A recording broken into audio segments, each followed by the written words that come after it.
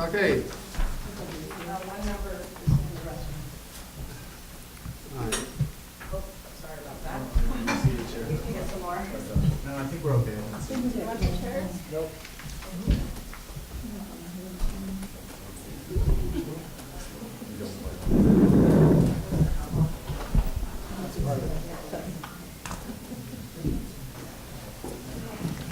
Hey Chris, how are you? Good, Chuck. How you doing? Good.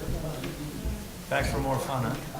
You know, I have my budget of meeting hours per week, and now that I'm not going to GCSD, I have more. I don't know if that's good or bad. I don't know. You guys probably bummed, you know, a couple weeks every year. Good to see you. One on the right. See you. Thank you. Good to see you. How's your holiday? It's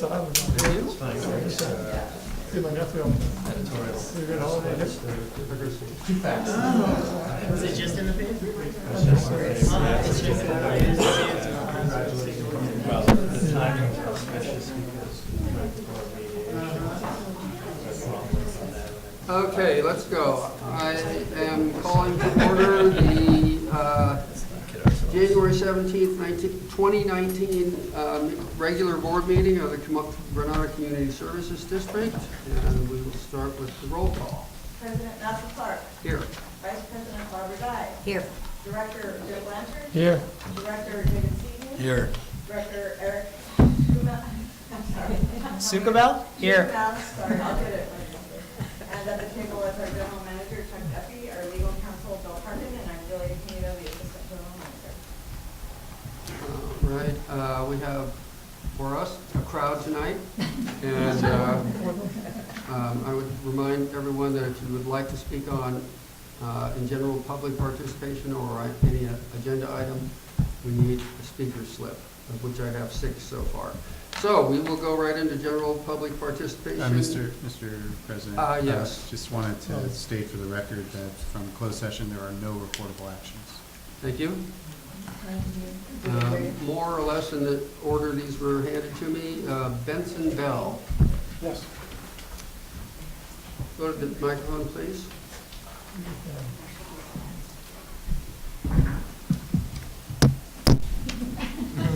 There's no loudspeaker, it's just tapes. So I'm here, as many people are, for the median question about parks, recreation stuff. I live on Balboa. A lot of cars are going the wrong way on the one-way streets, which presents a hazard to the kids crossing the streets. There's also 2 parks within walking distance, along with El Granada Elementary School, also has playground area. And I think, I don't know about this for fact, but I hear that washrooms or bathrooms are proposed for this area also at some point. And I think that's a bad idea to invite transients into the area. Thanks. Thank you. Can I just make a statement? In regards to the medians, the agreement that we have with the county, restrooms are not included. Okay. Thank you. I said proposed. They're not allowed. Oh, good. They're not allowed. And they were not proposed. Accidentally they were. but- Well, they were on a drawing, it was a conceptual drawing. Okay. I think that was this one. Lance Dumont.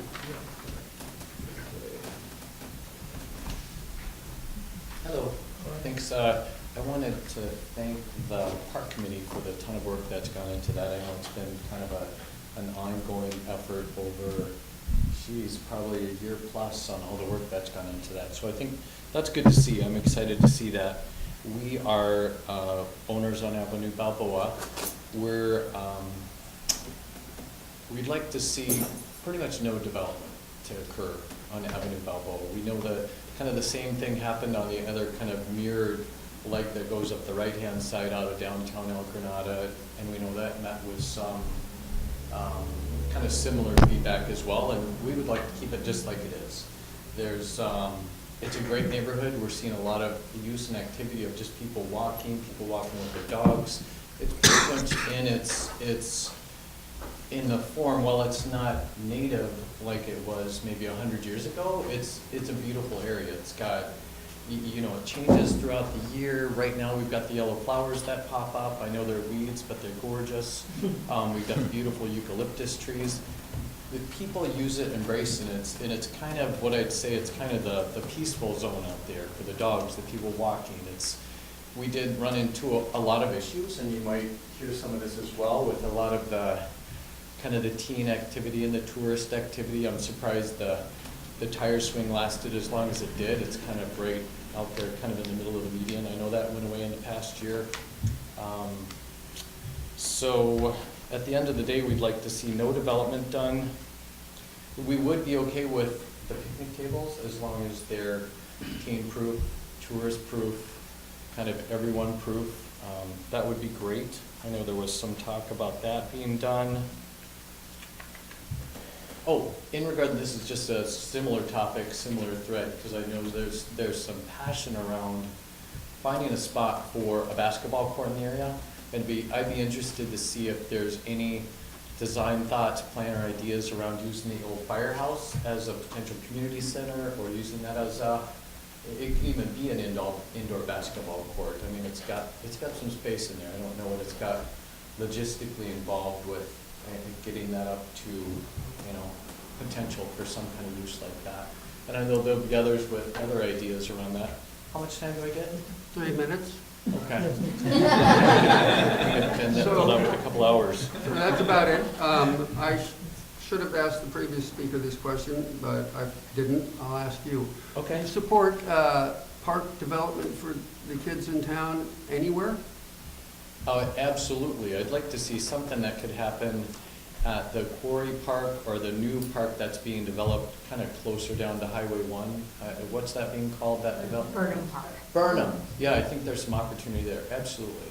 You know, if there's opportunity for Quarry to have a pocket park, for example, or some type of development in that area, and also with Burnham, I think there's some opportunity there too, because I think we do need some kind of destination like that.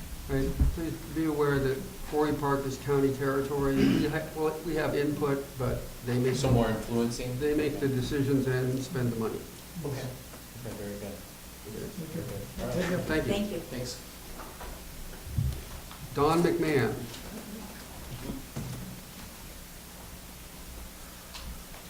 Good evening, I'm Don McMahon. I also live on Avenue Balboa, and I'll just reinforce what Benson and Lance has already told you. In addition, I'm also not in favor of development of the medians on Balboa. Also, the part that has not been brought up yet is the traffic on Balboa has become increasingly greater, and the speed is increasing daily, and I see it to become more and more dangerous. I would like to see parks developed for the kids and for general use by the public, and I think the area down across from the fire station is a perfectly good area for a community center, as Lance mentioned, and also for the development of parks, playgrounds, basketball courts, softball fields, those types of areas for general congregation kids to play and have a good time. But I don't see the median as being the place to do that because of the cars, kids running out in the street, and the general liability to everybody that lives in that general area. Okay? Thank you. Thank you. Thank you. Jane Craysilver.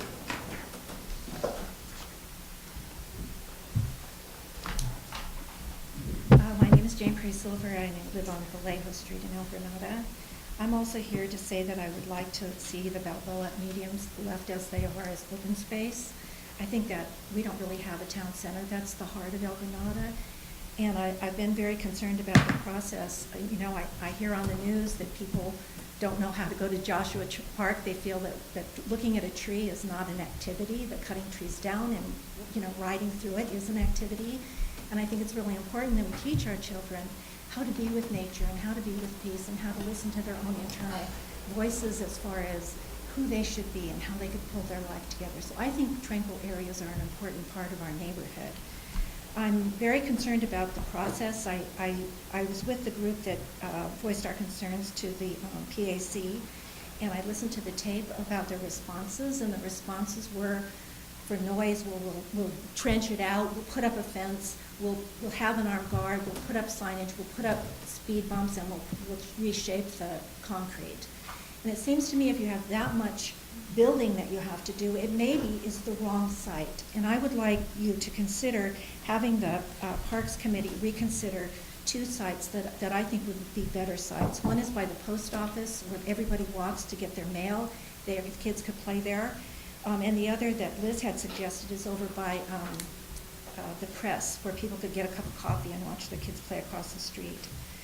I have two other comments. One is about the crime. We have two apparently different distinct populations in El Granada. We have an aging retired population and we have a young children's population. And I'd kind of like to see that this not be a zero-sum game. The kids need to have some activities and those of us who are older need quiet places to walk, and people with dogs need to be able to walk. I am concerned about one other thing that, and so when it comes to crime, I am against the idea. The coast side has always been defined as visitor serving, and the locals sometimes get upset about that and say, what about us? I don't think the neighborhoods have been defined as visitor serving. And I think the minute we start putting up signs saying there's a park here, come on in, we're potentially inviting crime in. And in the older population, many of us live alone. So if someone breaks into our homes, it's just us and whatever dogs we have. I have small dogs, so I don't know if they'll help, but they're very barky. And my last request, and this is a one I do want to say with respect. The Citizens Advisory Committee, I hope, is made up of citizens of El Granada. And the reason is because if there are problems that come about from the decisions, I'm hoping that the people who've made the decisions are there beyond the ribbon cutting. If there are additional crimes or safety problems, I would hope that would be the case. And I'd hope the specialists would be outside of that. And my last idea, I'm sorry. Excuse me, let me just respond to that. That is the case. You have to be a resident of the district to be on that committee. Of the district, but not of El Granada. They all happen to be in El Granada except for one is in there. Okay. So my last comment, I'm sorry, I hope I'm not over 3 minutes, is I thought of joining the PAC and I didn't because I felt like I was already skewed to the idea that I liked open space. But when I go to the meetings, I feel that the committee is already very pro-development skewed. And I would ask that you either reconsider balancing that so open space people are represented, which is a big part of the people that gave feedback, or you have an additional committee that can provide you with their input. So thank you very much for listening. I appreciate it.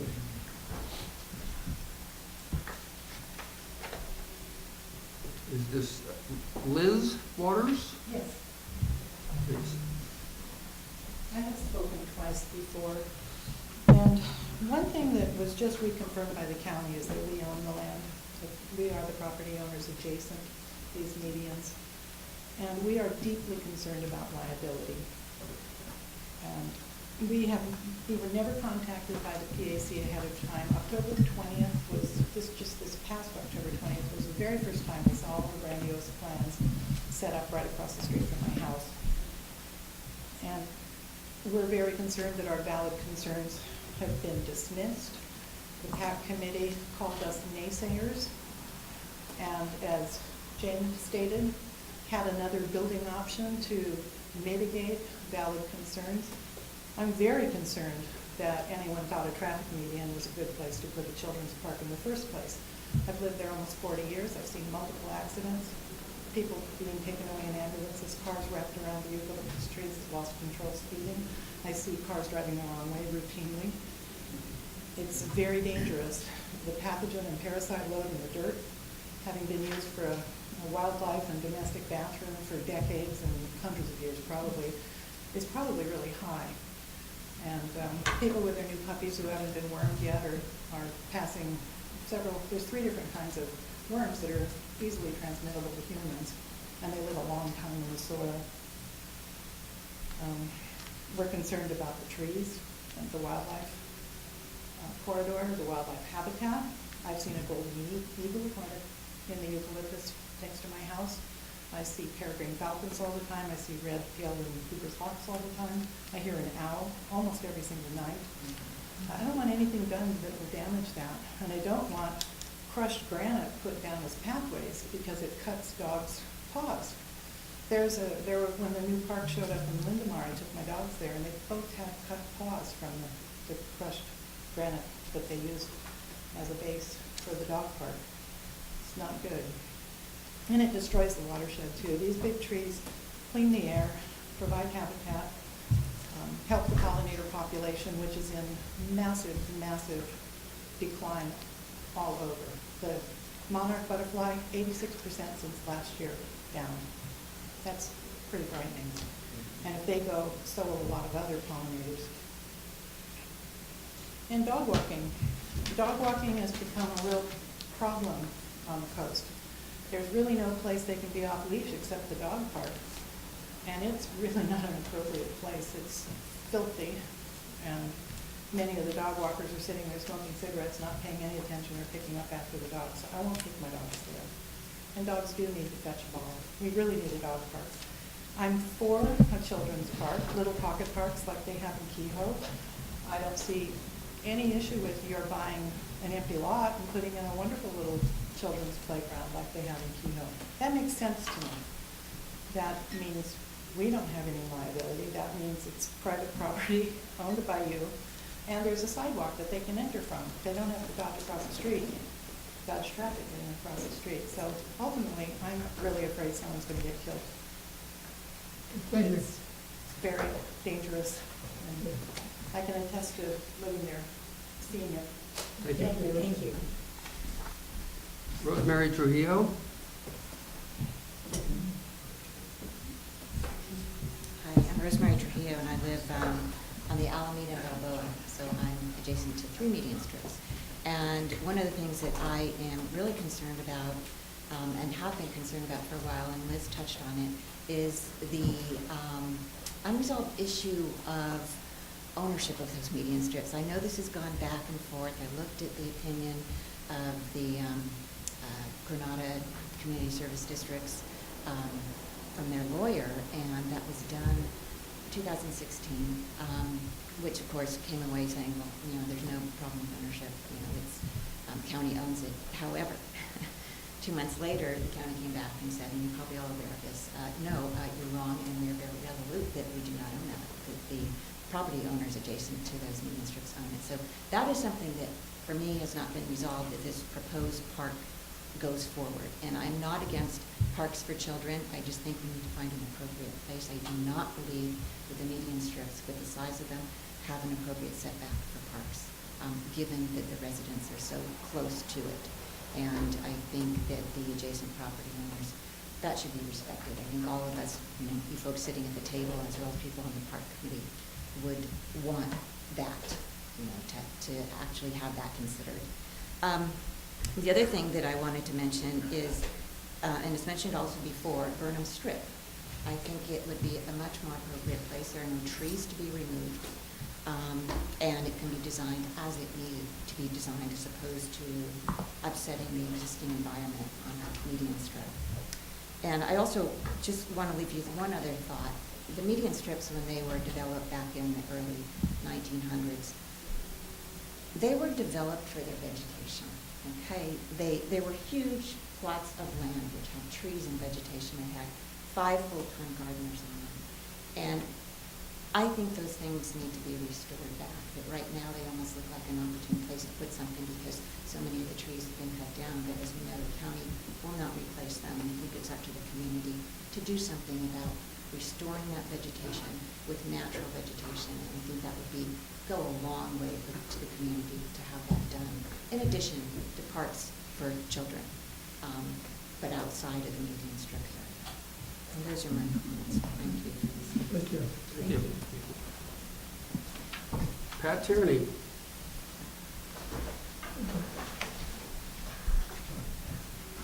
Yes, I'm speaking on behalf of myself in this case, as a homeowner in the district. My family, that's 2 boys. We lived at one time next to the Kehoe Pathetic Park, which was too small for anyone really to get excited about. We didn't walk a block and a half to get there because it was so under-equipped and unmaintained. We had to go over the hill sometimes to find a decent playground for kids in this area. Part of it was fog, but it was also, well, if we got to get in the car and drive, there was no place for our boys to walk to play. I think that is the case in Balboa as well. There's no public lands outside of that area, outside of the median at all in the area. And I think the community is not a retirement community. It is a community that welcomes all ages and all types of people. And so, speak as an individual, I think that would be helpful to have a small, moderate-sized play area for kids. Thank you. Thank you. Thank you. I would like to make a couple comments about, I've heard from other people that, the first we heard about this possible idea was when we saw people gathering on the medians back in October. And the district has made considerable efforts to involve the public. We have sent out newsletters. We post things in the post office. We put ads in the paper, and we put things on the website. I know from having tried to do this on different issues that you never reach everyone. But if none of those methods reach you, please submit some suggestions of how we could get to more people and get them interested and involved. Well, I'd like to encourage everyone in the community to email the district and be put on the list for our newsletter, which is gives notices of all our meetings and what we're going to talk about.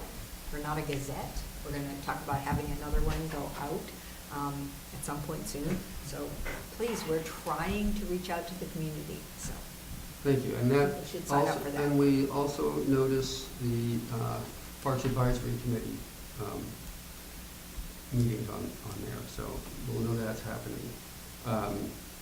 The ownership issue was a big one for the district to get over because the county initially told us they didn't own the medians, and that as has been stated here, that the adjacent, that means across the street in every instance, landowners actually own to the middle of the medians. However, that's been settled. We have an agreement with the county. They are granting us easements for particular projects. The county cannot grant easements on private property, so that's their tacit acknowledgement that the county, in fact, owns those properties. So if you're still being told by the county that they own those, they don't own those. The county's telling them they don't. Well, I think it's a case of kind of eminent domain to using it, or easement where they're using it over years. The original title is to the owners, and it hasn't been challenged in any way where county's basically said, we've been using this, no one's put up a fight to, to everything. And I imagine until it gets challenged, there is going to be a gray area. But the county's saying with the property owners own it, and our. Going back to the original title, I think, if you go back to the title, it But I don't says. think so. Can we ask Bill to speak to this? Yes, there's no gray area here. The county, those meetings were dedicated as part of this original subdivision. The county does own them. So Could you speak a little louder, please? the county owns the medians. It was dedicated as part of the original subdivision, so. Where's the proof of that? We need to see it. Well, see, that's a parcel map. The parcels do not extend into the medians. And your deeds don't show that And you you, extend yeah, into parcel the- map for your parcel will show your boundaries. They I can don't show go you into the what they median. Have on their public website, and it clearly says we own it. So how can we move forward to resolve this? Because it seems pretty clear to me from what you're saying and from the fact that people's deeds don't go to the middle of the street, that the county is, I know you made the case.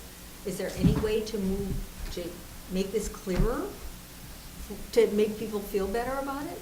Well, we can certainly have a dialogue with the county, but I think as Director Clark noted, we have an agreement with the county about medians, and the county would not enter into an agreement with us about those medians unless they had some ownership issue, ownership of those easements.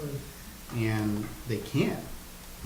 As a matter of course, they couldn't enter into an agreement granting us rights to a median that they don't own. So I think there's just a misconception about, about the ownership, and I think the county is acknowledging through these agreements. But the county is saying this.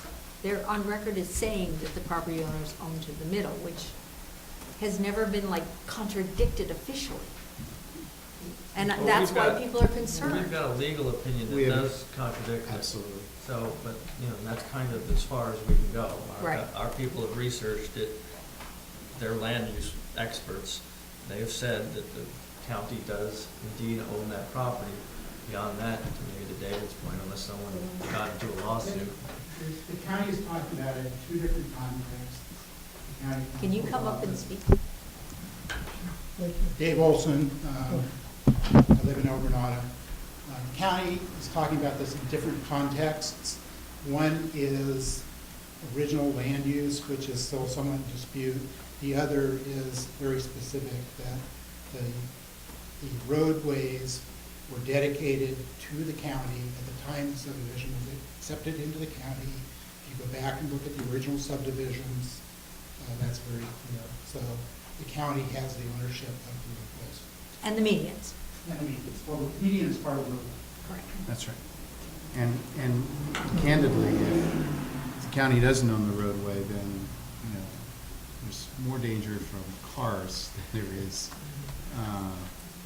so the reality is that the county clearly has ownership of the roadways and the medians. May I? Sure. Well, I have a document here that I printed from the County Public Works Department. Question, who owns the property under the road? The property underlying the road right-of-way is owned by the property owner whose parcel is adjacent to the roadway.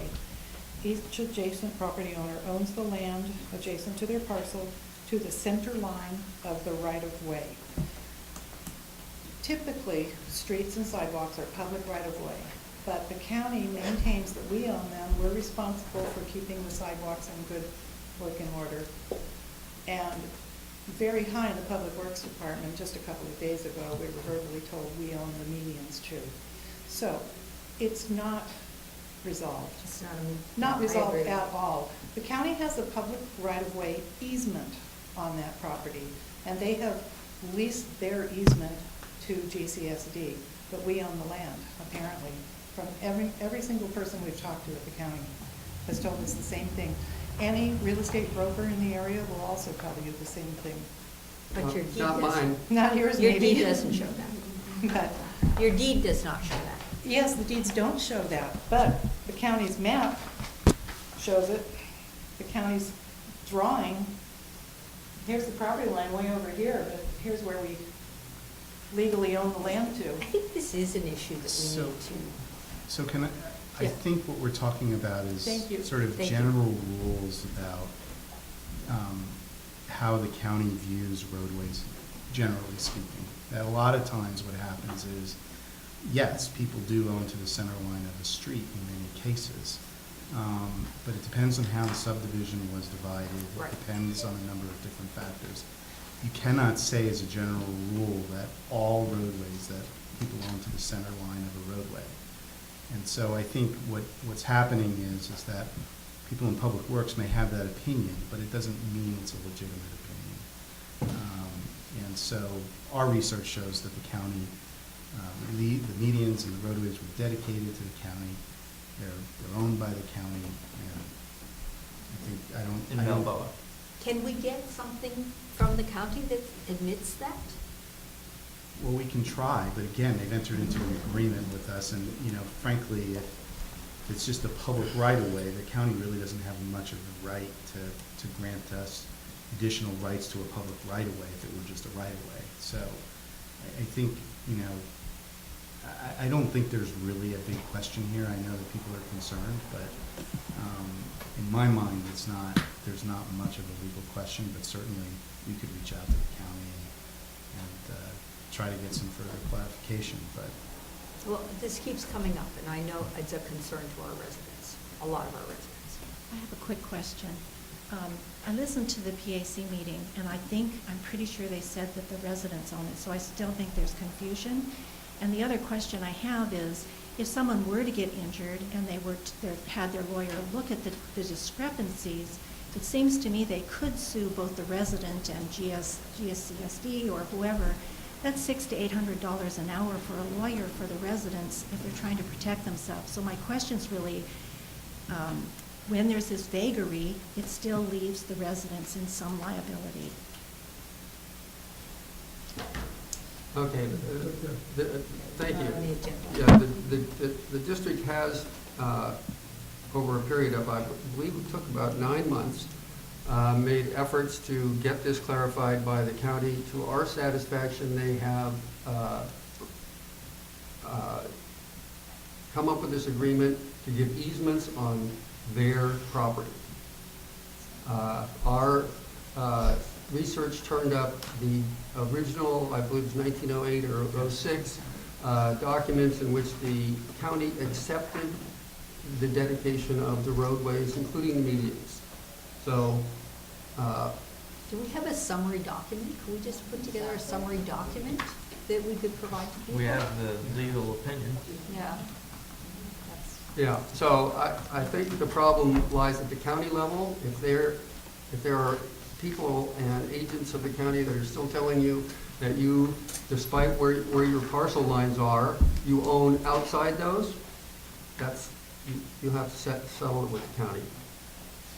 But, I just, the concept of you buy a parcel and here's your corners and then you own outside on however far seems really strange. So based on that, homeowners would not be liable. Correct. Anything happened. And I have seen parcels that go to the middle of the street in other cases, but in this case, yours don't. Yeah. It's not your land, it's not your responsibility. So, we're not supposed to talk about this, Okay. they're not on the agenda. Okay. Actually, legally, we're not supposed to do this, so, I do like to. Don McMahon again. Yeah.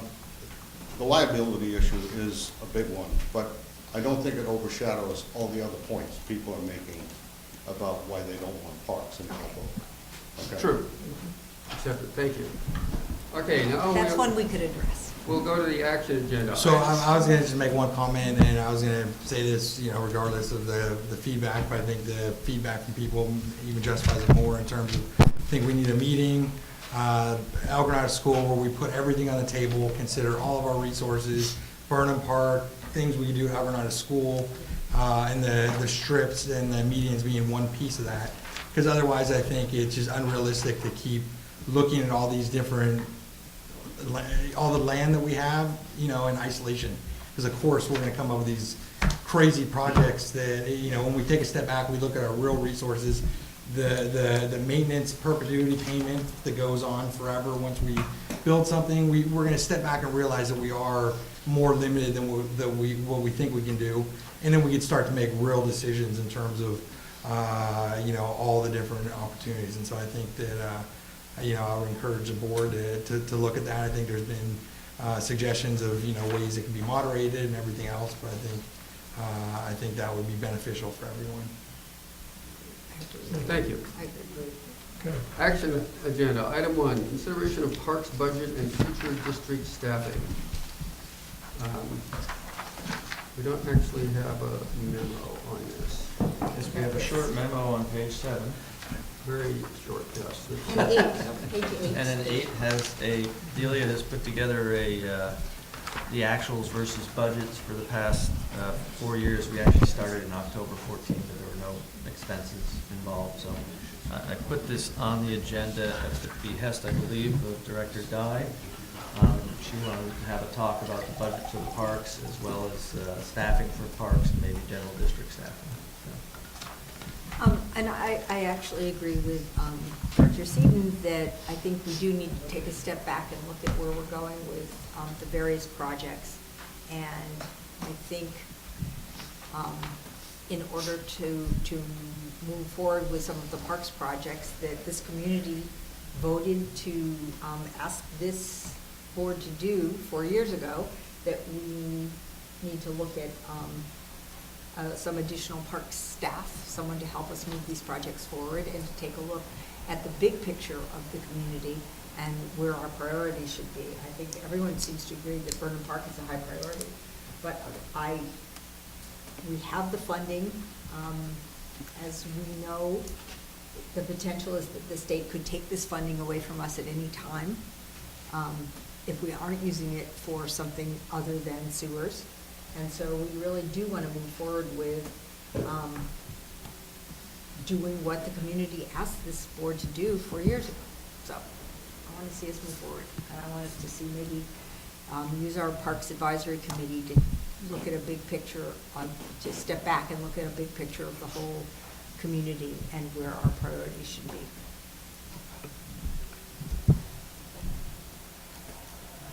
Okay. And I think we need maybe to think about having some staff to do that, help us do that. Yeah, I don't have an answer for this, but I think it's obvious that at some point, we're gonna have to jump in this and hire some parks people, or a parks person to start. To start, yes. And so, does anyone have any ideas on when you figure out that's appropriate? Excuse me? This is going to sound very strange, but I recently applied to a project coordinator position and came to this meeting to learn more about public works positions along the coast. I'm leaving my car over here. Are you looking for part-time work? Not part-time at this time. Okay. 2 part-time. So, but I'm going to leave my card. Okay. And if someone wants to email me, then I'd be happy to bounce That's ideas off encouraging anything. that there's somebody. I couldn't just sit there when I heard you say that. So thank you. What's your name, please? My name is Brandy. I recently moved to Montera. Can you go over to the microphone so the TV can get it? Excuse me, my name is Brandy. I recently moved to Montera on 6th Street. I have a master's degree in international peace and conflict resolution. I'm very interested in public service work. I currently work in San Carlos at a lung cancer foundation as an events coordinator, but I'm looking to stay closer to home. Thank you. Thank you. Thank you for listening.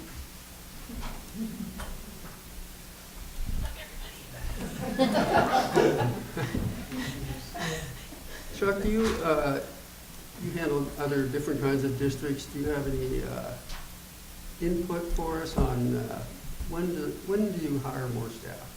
Well, it depends on, I guess, how hard you want to drive the parks, and I think we're at a point where we need to drive the parks forward. We've had these powers for 3 years now, and we've done a lot of work certainly in the past year with Burnham Park and the PAC and the medians and whatnot.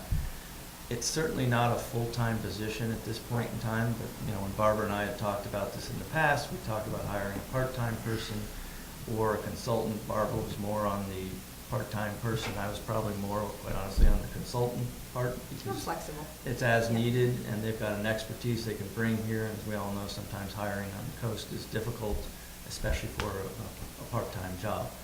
But I think maybe at this point in time we should just explore the waters and put something out there in the papers, seeing who would be interested, what kind of people we get, and also look at consultants who do this for a living. So I think it's worthwhile to send out some exploratory feelers. And to do that, we needed to develop a job description.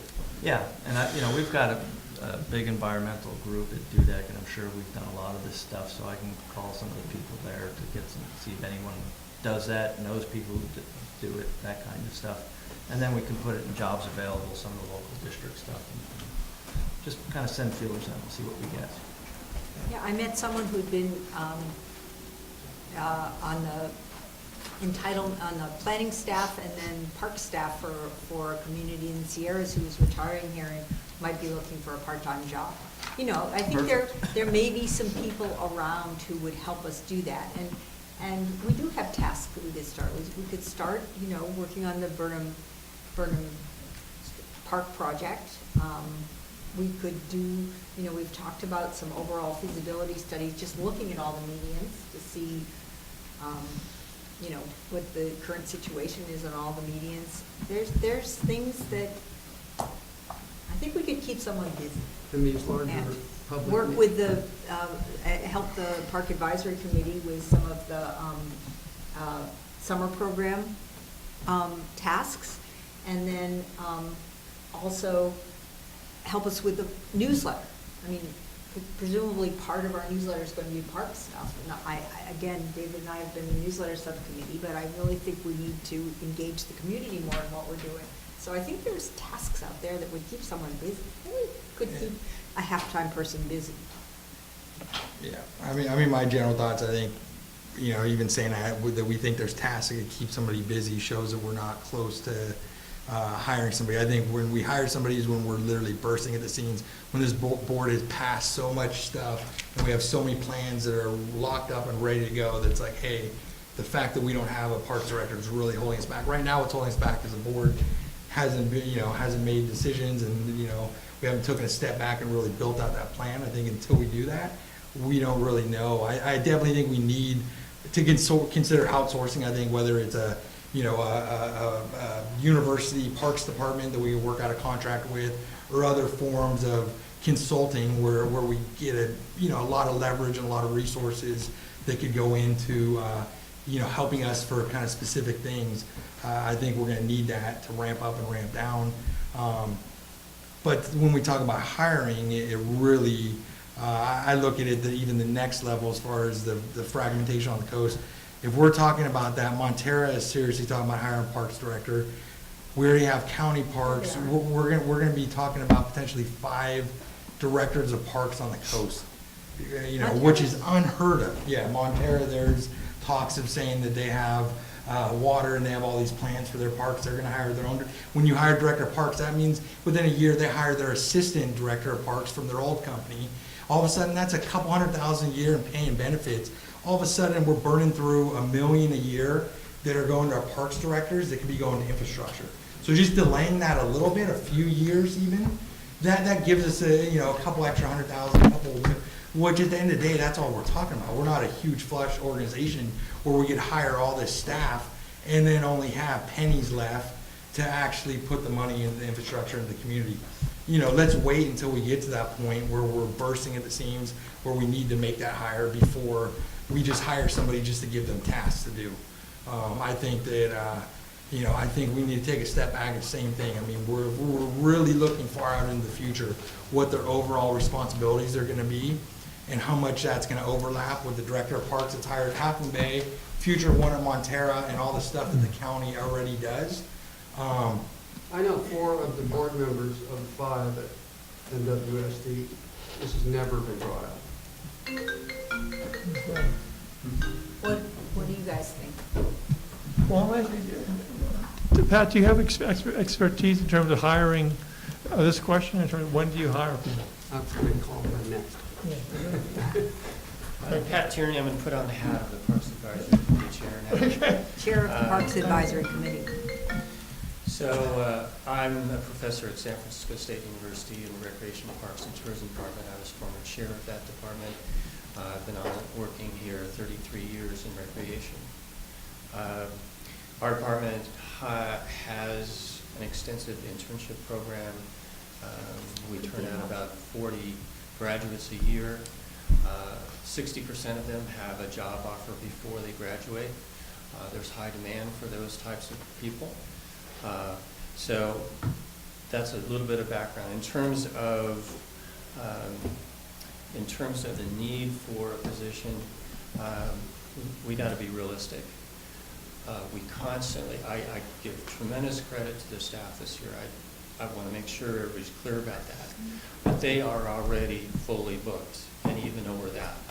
So the Park Advisory Committee has had to take up the slack because of the lack of staffing.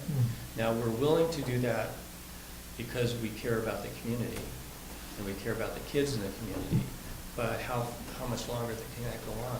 We constantly run into the issue of we can't do more because there's no staff, there's no facilities. Those are the two biggest constraints that you have as a district to moving forward as a true community service recreation related district. Now, I can say, tomorrow, as an example, there are 3 interviews for a position in Happy New England Recreation. Not all those people are going to get hired. I know the job descriptions. I've had those. I can share those with you. There's lots of things that I can give you in terms of the position. In terms of how much and what kind of position that should be, it should be somebody with recreation experience, community recreation experience. I'm sorry, there are people out there that have that, that have been trained in that, they've done internships, they've worked in it. They can step right up and not have any lag time, if you want to think of it that way. Whether that person is part-time or full-time, you're not going to get the best person unless you offer a full-time position. But there are people out there who might be willing to do a part-time position.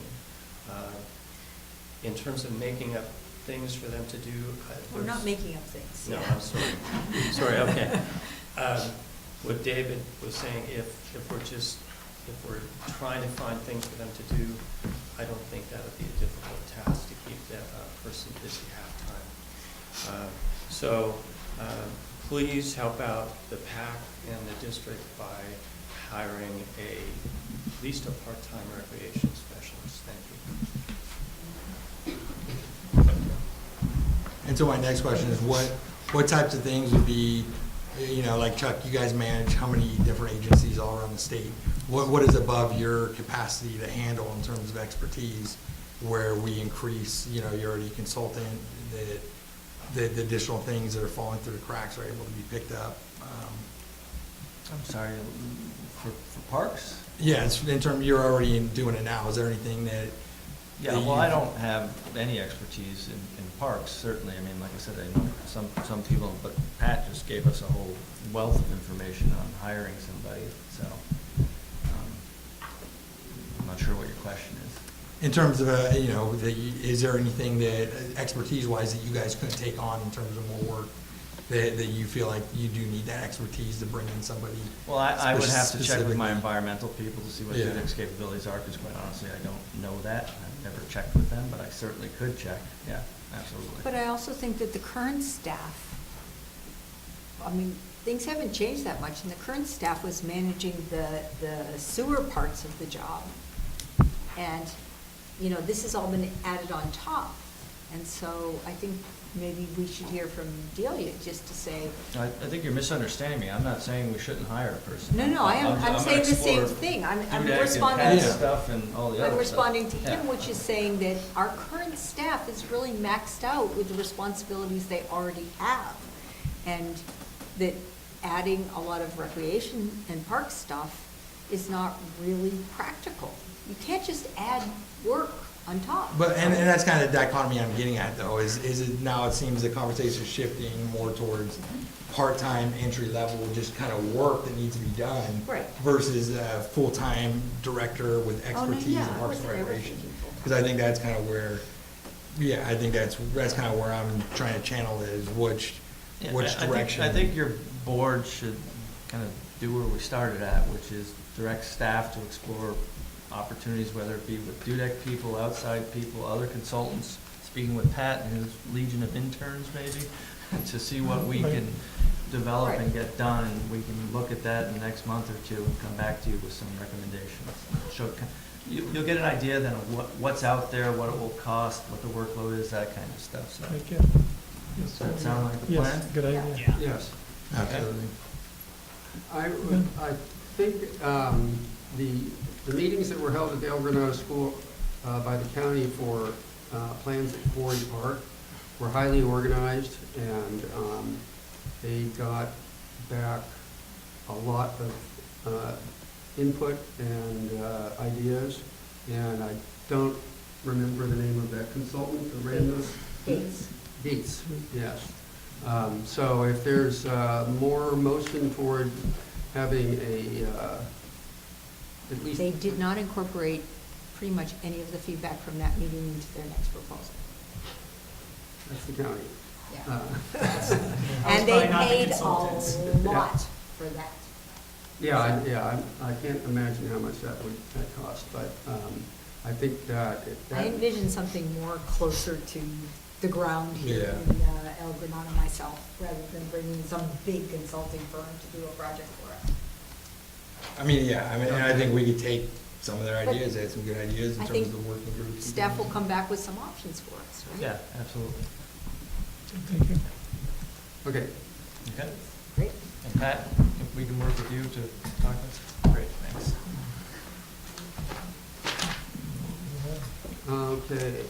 Yes. I didn't want to put work in your lap without asking.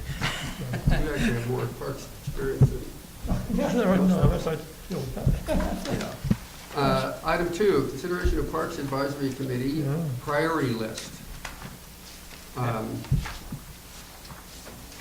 And for this one, no, we really don't have a memo. So,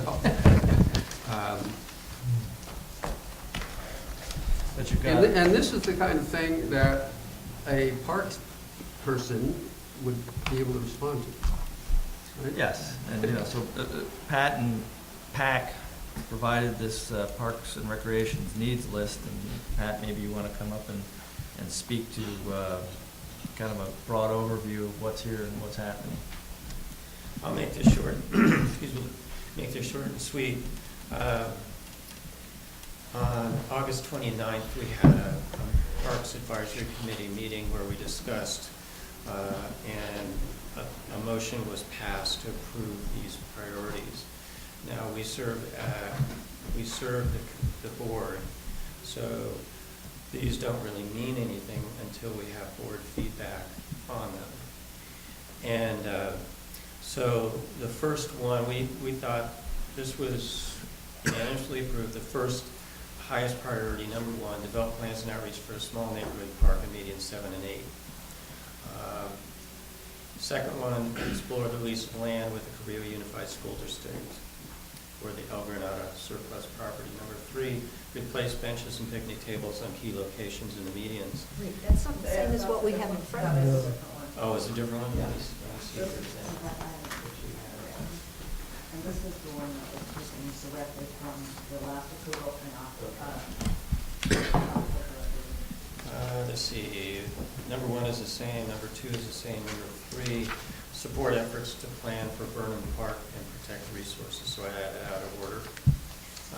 Advocate for the pump track to be built in Quarry Park, identify right brochures, promote the summer recreation program.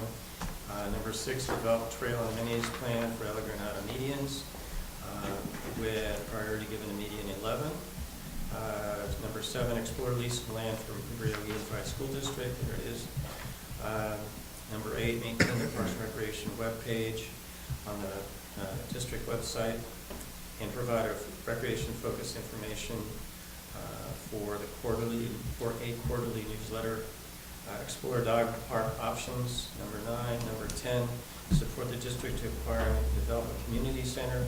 Number 11, explore potential locations for a small disc golf course. Number 12, explore additional locations for small parks in district neighborhoods. So those are the ones in the order that the PAC approved. And happy to answer any questions you have. Well, first of all, thank you for all your hard work. Yes, the amount of time you put in is amazing. I do have a question about the pump track. We have had discussions with the county, whether they will actually go for this at Quarry Park. I don't think it's quite settled, but if they have any sensitivity to public input, they know that there are people interested in this and people who've made very generous offers of time and materials. So my question for you is, the approximately 50 to 75,000 for construction costs, where'd that number come from? Oh, these numbers differently. Pardon? They were just rough estimates. This was something that I put together. You think that seems too much? Costs. Yeah. Yeah. I mean, I think by the time you look at the studies and some of the other fees that will need to be paid before anything's even broken This is going ground. on county park land. Yeah, I don't know. I mean, I don't know. I just see government is so expensive to begin with before you even start anything. That's true. It seems like there's gonna be a lot of little fees and legal things and everything before, even if we get some of the labor, people donate labor and materials get donated, I think there's still gonna be some base fees. But the environmental review, I think, will be a program EIR for all of the proposed activities in the Quarry Park Master Plan. Yeah. And then we had expressed a willingness to support pump track construction because then we had so much public testimony and so forth on it. But it had always been said like 30,000. This is just like, I never saw this number before. Because we've had presentation after presentation talking about the expertise and the volunteer help and how these are actually not that complicated of a construction. That's one of the things that's nice about it. It's really for kids. And it's really jumps. It's dirt jumps. It's not something high tech. Well, So- let's not, and I don't want to fixate on the cost because I like know. Delia said, she put it together. I think we should concentrate on the priorities and then we can. I agree. Okay, good point. Good point. I just Yes, was, thank you. yeah, responding to that. Well, maybe we should talk about each of us about our priorities. Oh, Well, from the beginning, I have always wanted to see us do a master plan for all of the medians and not just focus on one. So actually, the first two here, I would kind of put on hold the Balboa because we've had so much testimony from the neighbors and so forth. And I would like to, move the trail and amenities plan, which is now number 6. I was gonna move that up to number 4. My number 1 is Burnham Park, because I think we have a perfect location to put a park there. It's the front yard of our community. We started the process. I think we got some good feedback, and we could keep that going. Number 2 was the summer recreation program. Pat has done a great job getting this going. I think that's a high priority. We were able to provide some activities for our residents last summer, and I'd like to see us do that again. Number 3 for me is the park, which is number 8 here. Number 3 for me would be Parks and Recreation webpage and a newsletter. Maybe we do one more mail out newsletter because we have not succeeded in getting people to sign up for the e-newsletter. But I want the community to know what we're proposing and so forth. So I would like to see us put some energy there. And that's something that a staff person could help us with. For me, number 4 is what's number 6 on this list, the trail and amenities plan for all the medians. And I don't know how we do that, whether we bring in a consultant or we have a staff person do that, but that's something I see as a high priority. I'm not sure I quite agree with my next thing, which was to make my number 5 be the dog park, which is number 9 on here. I just know there's a lot of people who are interested in that, so I don't know. Number 6, community center, that's something we need to keep high on our list. Number 7, maybe the pump track, just to keep on it, to have us continue to work with the county to see if we can get a pump track in Quarry Park. Again, it's not a big fancy thing, it's something that involves the youth of our community. Number 8, locate, which is kind of, number 8 would be number 12 on here, but in a way that's the same as I'm sorry, I'm jumping around here, but number 12 would be the same as what's number 6 on here, and my number 4, which is pocket parks would be part of the trail and amenities plan. And then, where am I? Number 9, I do think we should continue to be talking to Cabrillo or start talking to Cabrillo at some point here, because they have a lot of empty land in an area where some of the neighbors have indicated that they might be willing to have some activities go on in that land, and so I think we should continue to explore that. And then, I'm not really big on this disc golf course, but I guess it can stay on the list. And the piece that's not on here is to explore options with the elementary school as how we could work with them to improve their facilities and provide better options and recreational options for our community. You know, work with them to improve some, what's there and on their property. So I would take off 1 and 2. I would make, then I would, well, I don't know if you want me to go through it again, but that's where I'm coming from. Anybody else? Well, I would just say that I appreciate the work the committee's doing. Yes, I do as a too. volunteer organization.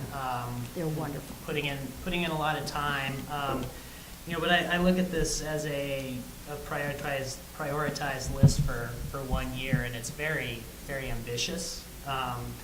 You know, I think Barbara's suggestion to hold on the Balboa proposed work, given the feedback that you've received and that we've received to date, makes sense. You know, I would also suggest maybe looking at where we can pare this down to just focus the committee's efforts and try and really knock a few of these out. I do think making progress on the Burnham Strip is a good idea. There seems to be a much broader consensus around that work. And then some of these more low-hanging fruit, getting the brochure in good shape for not just this year, but for future years, and getting a website up so that we are more visible as an entity and people know what we do and what we want to do. And then some of these more, I guess, earlier on in their life cycle proposals, like exploring a dog park and a disc golf course and things like that, maybe table those until we've had some more tangible progress on a few other items. I'd like to see, yes, or at least, maybe not right away, but this trail and amenities program for all of, we need to look at the whole picture. I agree, and I think that's where having a staff person, whatever that form takes, would help, is having someone who can work to develop that plan and be developing that plan, because it's going to take time to Yes. put that together. And that's where we need the pack. Jim? Yes, I agree. I mean, we appreciate all the input from the neighbors, and so now, if the Balboa Park were not surrounded by roads, then then there would be no, that's the issue. Now we have the traffic issue and potential, children running out into the street. So that's been something I appreciate this, and so if we could just make them put bridges in there or something else, but that's not really possible. So I think we have to sort of put the Balboa meetings probably on hold there until we get a better assessment of just how we can make them maybe more safe for the kids. I mean, I know you spend a lot of time on it already, but that's the one side. The one problem we have with the meetings, if we had them connected to the land, like Burnham Strip is, it would be easier. So based upon that, I would put more emphasis upon the Burnham Strip. That's a lower hanging fruit, I think, in terms of being able to sell to the neighbors. And also, we do the plan for the trail plan for all the meetings. Yeah, looking at them all and see. No, we're blessed by having a lot of medians there, but we're cursed by having all the medians being surrounded by roads. Yeah. That's the issue. And the safety issues of those. Thank you. I only rearranged the first 5 items because you just can't have 12 priorities. We can't, we need concentrated effort on the most important things, and some things are just going to have to stay on the list until we have accomplished some of the things that people have identified as more important. And I would move up the planning for Burnham Park to the first priority. And then I think that because of the time factor, I would like to see effort going into, and I know it is going into, but making sure that the summer recreation program is developed, publicized, and then done, because as Pat has told us quite plainly, it's already late for next summer, and it's January. So we really need to get that going, and I know, or I hope that Pat would appreciate any help that is available. It's my understanding, by the way, that you basically did the last one basically all by yourself. Yeah. No, we had some members on. Nancy did a lot of it. Nancy Marsh did a lot of it. Yeah, good. And then I had taken number 1, which is about the median 7 or 8 on Balboa Avenue down there, and put it in 3rd, but that was before the latest fusillade from the neighbors, and I think that a go slower approach is the only thing we can do.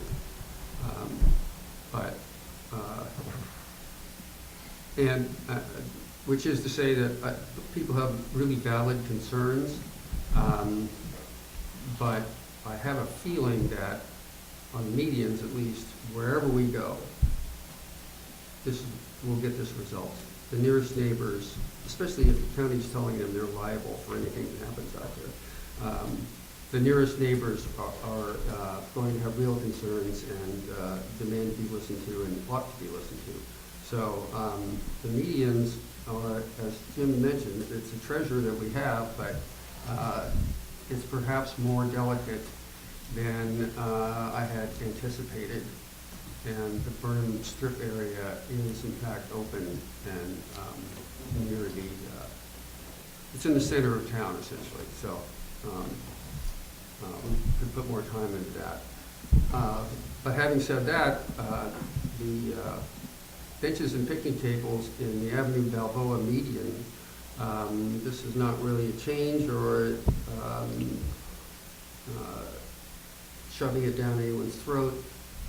Those benches and picnic tables have been there for 100 years plus, and I know that the one nearest where I live, which have, yes, in fact they have.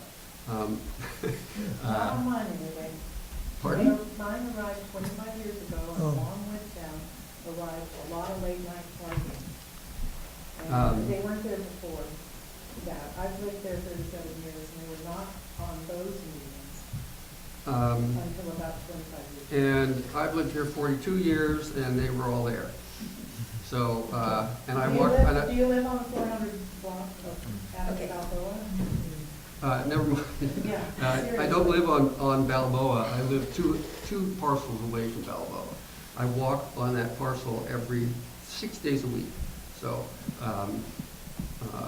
and you can also refer to Barbara Vanderwerf's landscape history of El Granada on this issue. Well, I can see that they may have not been there for a 15 or 20 year period, and then they came back. Anyway, they did get a lot of use, and it doesn't matter what kind of public facility you can dream of or build or put up with, there are members of the public who will abuse it.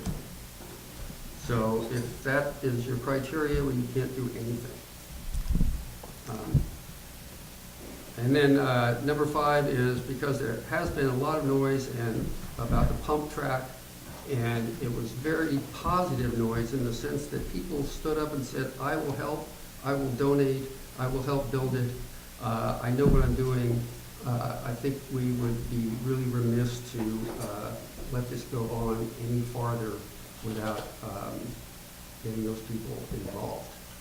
And that's, like I said, I only did the first 5, so obviously there are a lot of them that, a lot of the other are very important.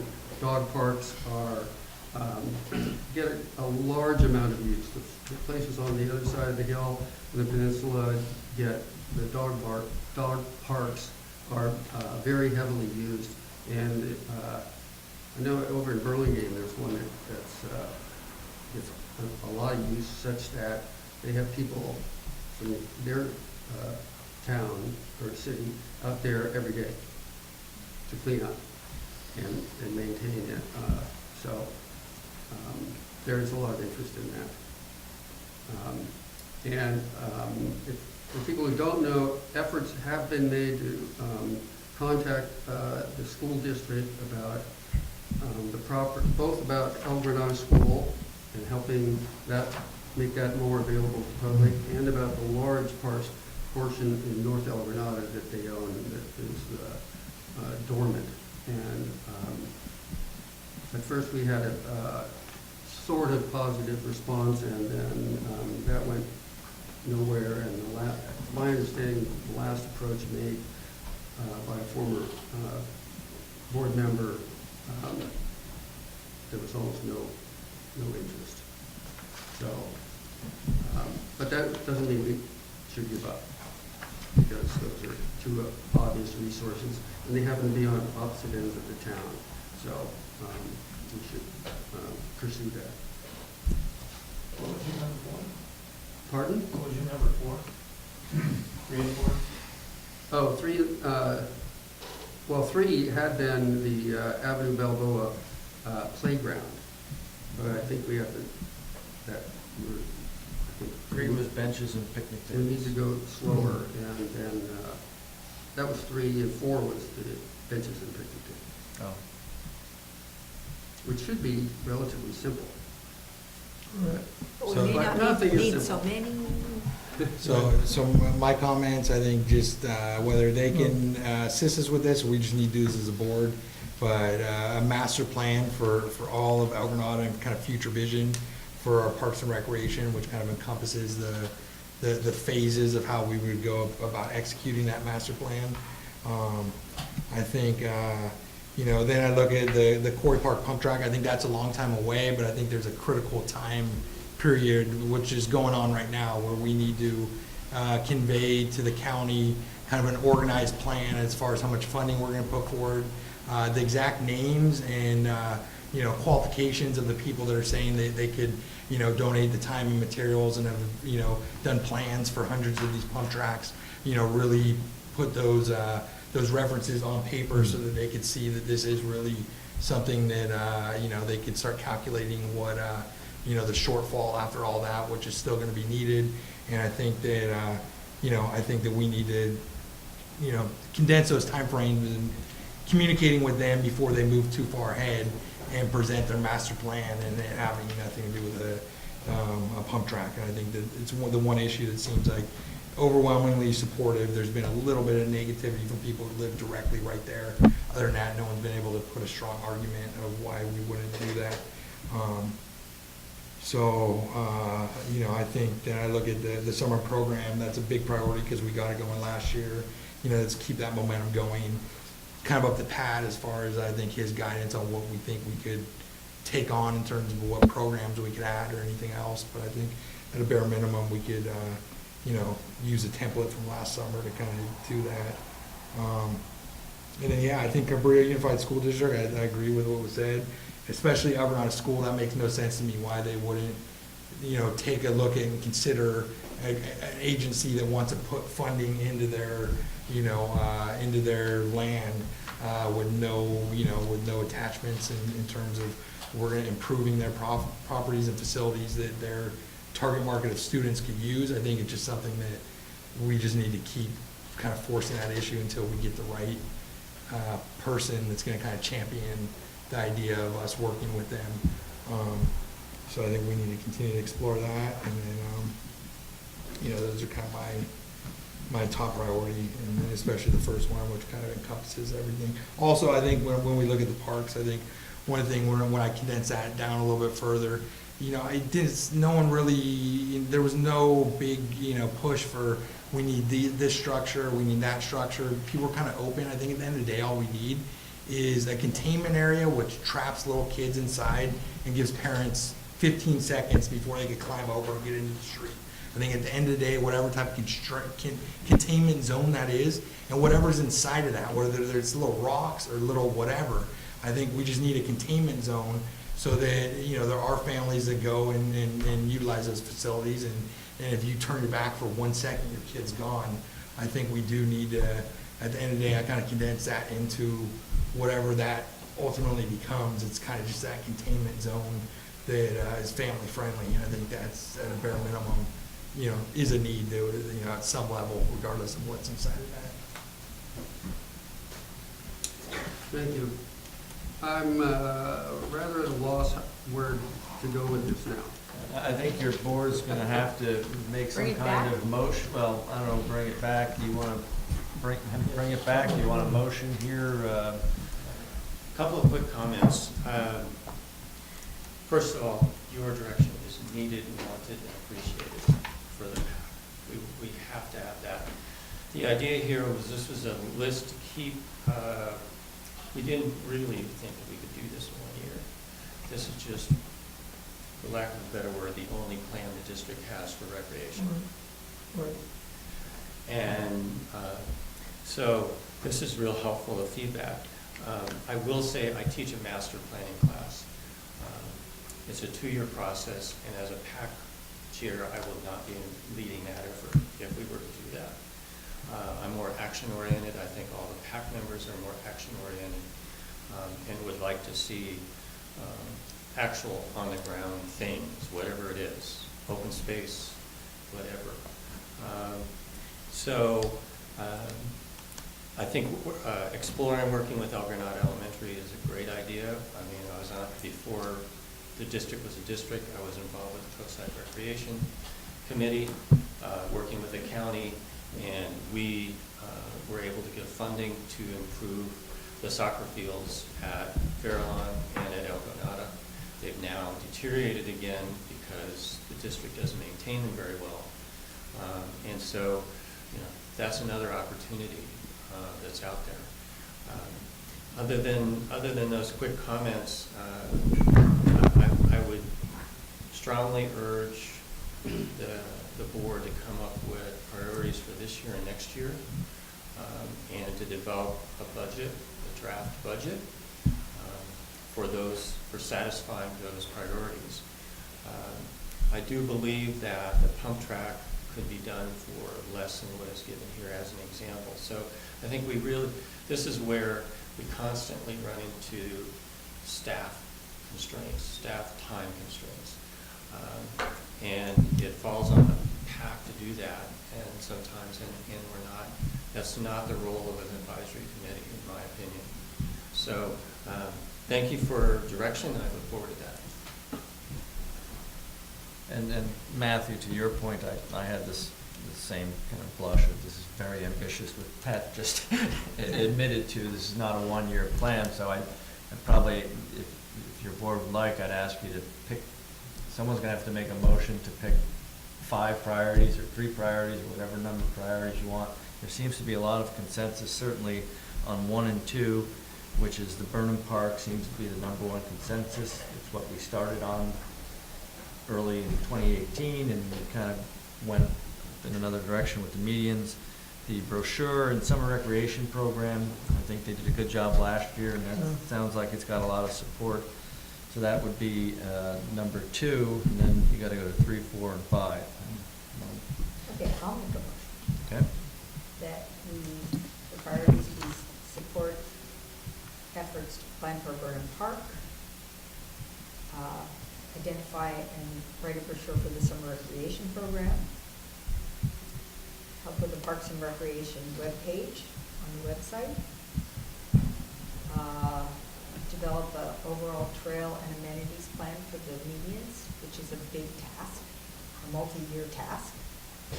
And then there was one more. Oh, and work with Cabrillo Unified on possible upgrades for the, at the elementary school. You know, Quarry Park.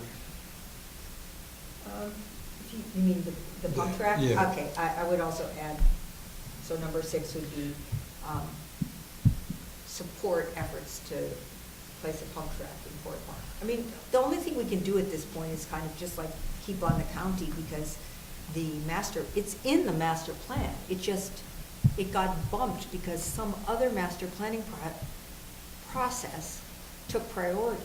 So this isn't something that they've said they're not interested in. It's just that No, And we sent them a letter telling them we would be amenable to funding Right. the pump track, so we're still in But I line. do think that asking some questions about it, keeping the county, just even following up once in a while and saying, hey, what's up with the Quarry Park master plan and the pump track, is something we could do and is easy. I think you've been on top of this more than I have. What's the, you have any idea of schedule when they might It was turn some supposed to dirt be over there? last- They kept delaying it. No, be a year and a half maybe, because they haven't even approved the master plan yet, and they were going to. It was supposed to go to the commission last fall. Yeah. They only have a draft. Right, but it was ready to go Last to year. the, Well, they had said that their meeting, they'd said, With the yearly rate. Yeah. Yeah. I'm the delegate, it wasn't done. yeah. okay. So, do you think we should keep this on the list as something we should continue to keep gentle pressure on the county for?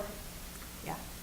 Would you mind defining amenities when you say trail amenities? I don't know, because we're just gonna look at, Does that include playgrounds, or are you just talking, is that part of that? I'm not saying Oh. that this process should propose playgrounds. I think they Maybe should just benches. I'm look. wondering what you meant by amenities. What Just, that I'm means. more Well, thinking picnic tables and, Yeah. you know, just as a master plan of what could go where. Let's have somebody take a look at that in a much larger context. I wanted to add just a comment that what Nancy had said about, there's probably resistance from all of the. Right. The Portola site is surrounded by apartments. I think those apartments would see a playground there in the center of town as a plus. And that could be something that, I think that's very likely that something would come out of this process.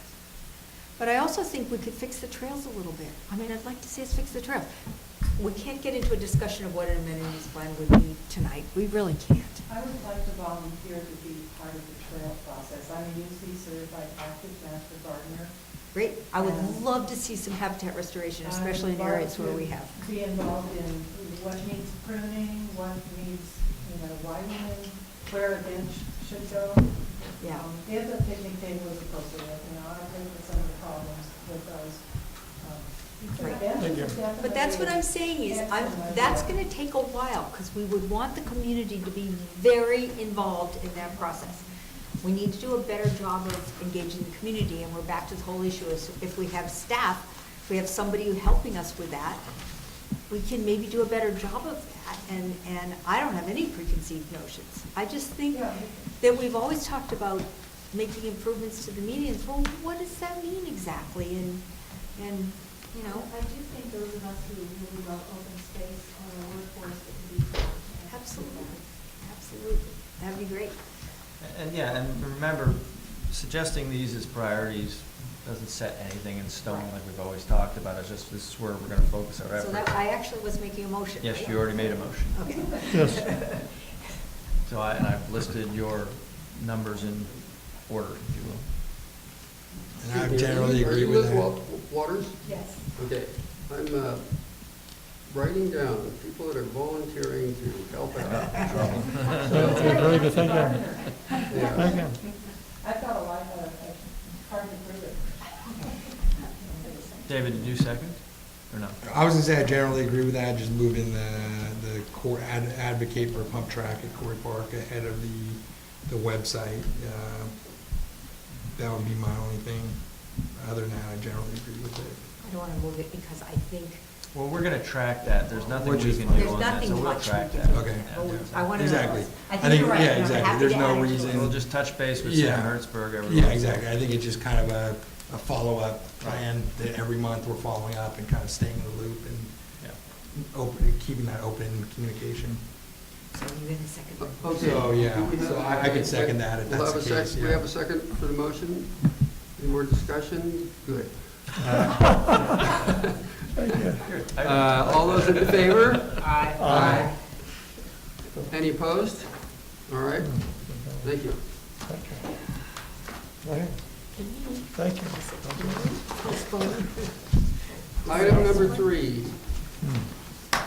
Consideration of amending Granada Parks Advisory Committee General Rules of Procedure. We have had the PAC for some years now, and I'm sure that a lot of this comes from the experience of people that people have had, and I read through the changes, and basically they all made sense to me. So, would anyone else like to comment? Or perhaps Delia would be. You're on the next item. We're on the Parks Advisory Committee Rules of Procedure. Yes. Essentially, we have a set of guidelines that we adopted, I think it was sometime early last year, I don't remember exactly. We're trying to update it so that we can allow for when there's vacancies to have some alternates, which was suggested by a couple of board members. So that's one of the suggested changes in here. I have a list that I wrote out. I can find it real quick. So primarily, this would be the addition of adding alternates when there are vacancies, the appointment of a board ad hoc committee to interview the applicants. We have currently a vacancy on PAC, and we have 4 applications. That would allow the applicants to be vetted, without doing it in a public forum, which takes a considerable amount of time, and the committee can make recommendations to the board filling the vacancy. And then the other changes are, one of the things that I want to do, and probably I should talk to PAC about this, and I haven't really, but we need to establish regular meetings for the PAC, because I get into the situation with the posting of the agenda, and we really need to adhere to the 72 hours for regular meetings, but it seems like all of the meetings have been special because we don't know when there are regular meetings. So I would like to have that established. I think it would be worthwhile for everybody. The other thing was to specify that PAC appoint a chair each year, which is similar to what our board does. Also, we're adding something specific where PAC must allow public comment when public members are present for every item at maybe at the onset, or it doesn't specify when, but just to give them that opportunity, which I think they have to anyways, but we just want to specify that. Also, it designates who sets the agenda, and it establishes that members must run any documents they want to distribute at a meeting through the chair first. That way we're just not getting documents thrown at us that aren't looked at. So it sets up a little bit of procedure on how, what we give out at meetings, how the meetings are handled, and so forth. And then finally, it allows staff to have the final say regarding what the packet materials are. And since we produced the packets, I've actually come up with one more, actually maybe possibly 2 more that I'd like to add. I hate to do that, but I'd like to also add under the general rules of procedure that the committee shall make well, currently what's in there now is the committee shall make timely reports to the GCSD board as requested. And what I'd like to do is replace that by saying a committee member or staff member shall provide a brief verbal or written report at a regular board of directors meeting summarizing each PAC meeting held since the last regular board meeting. Because I don't think we've had regular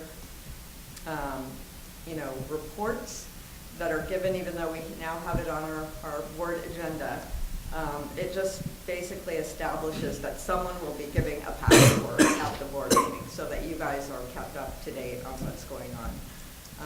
So I thought of that tonight, and then the other one, and I think might be a good idea as well, is to establish that PAC adopts a priority actions list at the beginning of each calendar year for the board to approve in order to set their direction each year, because that way they're not floundering, not knowing, where to put their efforts or energies into. So that's what this is for. Essentially like the process we just went through, right? Yes, exactly. It's just what the PAC priority list you just went through. In terms of staff liaison, could we say the assistant general manager or the parks staff? Yeah, we can open it up to any as whoever determined by or the appropriate by the general manager. Yeah, that would be like great. I'll be the first to tell you that I would love to have somebody step into it, not because I don't enjoy working with it, just simply it's just because you of have time. another job. So maybe just say either the assistant general manager or the park staff as determined by the general manager. Do we want to get that wordy?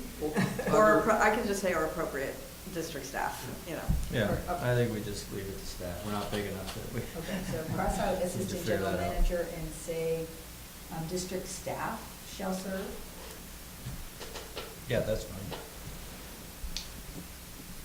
Okay. So unless you have any other suggestions or changes or additions, I'm hoping for board approval on these revisions, and that'll just. And you have to pick a meeting date, correct? Well, You've given them. that could be something that could be maybe, yeah, that's kind of a tough one, because I may want to consult with the current chair on, what works best for him. What's wrong with set by majority of committee members for each 2-year term? Because it's not a set day or a set month, you know what I'm saying? Because it really opens us up to, one Monday, one particular Thursday, one Saturday, you know what I'm saying? We have to try to at least set something regular for. Could you say something like the date and time for regular meeting shall be? Set by PAC at the beginning of each year? Yeah, that's what it says, but then you say it shall be a set day. Set day. Something, per that's a month good or idea. Yeah, we can do it something that like way. I really think that we need to set a regular. Set day, Yeah. day per month. I don't know, I'd have to ask council, would it be considered a regular meeting if it varies throughout, if we set something? Well, you should usually set a regular meeting at a particular day and time. Right, and that's the problem. Date and time for regular meeting shall be. The time isn't an issue, it's just the day, it seems to be the issue. The time is also an issue. Okay. But for us, for PAC, they're meeting regularly at 7 PM, so that's Right. consistent. Shall we set for a specific day of the month to set? That doesn't quite work, because it makes it sound like it's a date. Yeah, right now, they have to meet a minimum of 4 times per year, so quarterly. So I was thinking if we could just say the first Monday of January, April, July, December, or however, we want to work that out, or the first Thursday or I know, but Wednesday. how do you say that in general terms? I can always come back with something Yes? on that. Just real quick feedback, several of us teach classes at night, and we don't know what our schedule is until probably closer to the time when it happens. So if you make it too tight, I have a Monday class. Right, and we understand that, and regular meetings can be canceled, and special meetings can be scheduled, but just for the purpose of trying to have something that we can deem regular, that I would meet the posting requirements for. If you say the date and time for regular meeting shall be set for a specific day of the week and month? I honestly would go back to regular meetings shall be so, set by again, PAC, we don't and have both to- of them understand it should be a regular Okay. day of the month, and if you can't do it, then it becomes a special meeting. I think you leave it open, I don't think we need to nail it down All here. right, whatever, yeah, that's fine. I assume weekends are also difficult for a lot of people, right? I think that's a non-starter. Yeah. Can I consult with our legal counsel then when we set the dates to see how that? Yeah, that's fine. Okay, Yeah. all right, that's good. Both And understand what the I'll be goal happy is, with that. I so, just yeah. want to make sure that we're meeting our requirements for posting. because otherwise they're all end up being special, it seems like. Right. Okay, all right. Chris? Just as Chris Johnson, El Granada, as a member of the public who's come to many of these meetings and actually made this comment on the meeting date, you talked earlier about you're having a hard time getting traction with the public. Well, one of the problems is nobody knows when these meetings are. Right. Delia does a great job, but it's like, 2 days ahead of time, I already got stuff, like I have to get out of other things to come to it. It's hard to build up the momentum of public attention and support when nobody knows when it is, and even 4 times a year, I mean, that's not enough. But I've been on committees that met 4 times a year, and at a meeting, at the end of the year, the beginning of the next year, they sit down and everybody gets out their calendars and you decide, okay, we're gonna meet January 27th, March 23rd, and figure that out, because otherwise, how does the public know? I mean, really, that's both a rhetorical but a legitimate question. How am I going to know? MCC meets every other Wednesday, okay? So people know that. They can get into that rhythm and know when that meeting is. This body meets on the same day and the same time, okay? It's got to be more than just we'll figure it out, because I would like to know when these meetings are. I want to tell other people. People ask me, I'm like, yeah, the Parks Advisory Committee. Well, when do they meet? I don't know. I'll give you 48 hours or less notice next time I find out. So it just really makes it hard, and I think that to gain that traction with the public, you got to set these dates. Or if not a specific date, then like the MCC does. The second Tuesday of every month at 7:30, or something like that, where it's a regular thing. And to me, that's the key word of that legal requirement, a regular meeting. Special meetings every once in a while on different days is not a regular meeting. Thank you. Should we could set it up that the first meeting every year, the rest of the year meetings have to be designated.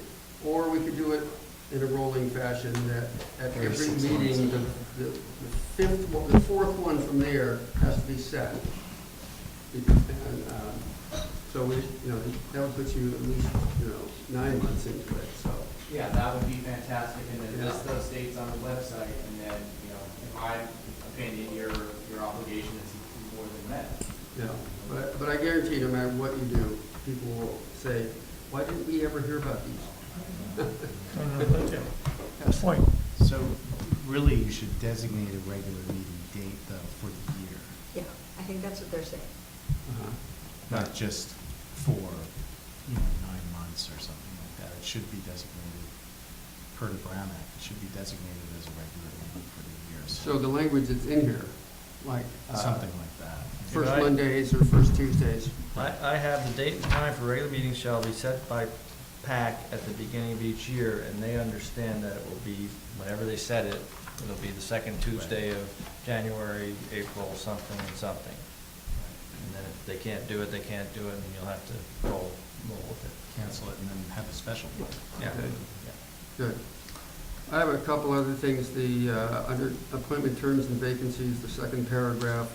I hope this never happens, but the GCSD board may remove an appointee by a 4/5 vote. It takes 3 votes to do anything on this board. Can we set a higher standard? Well, that's a great question. So I don't think that unless state law provides for a higher threshold, I don't think the board can set a rule that, for instance, if a majority of the board is all that needs to carry an action, I don't think the board can independently set a higher threshold. So you would suggest making it 3/5? I would suggest majority vote. May remove an appointee by a majority vote of the board. Okay.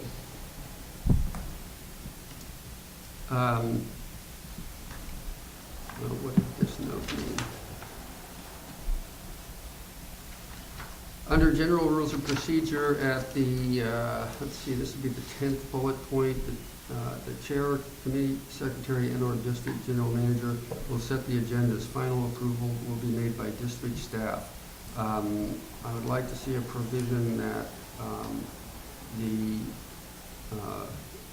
board be brought into this, or at least the board president of final approval for the agendas.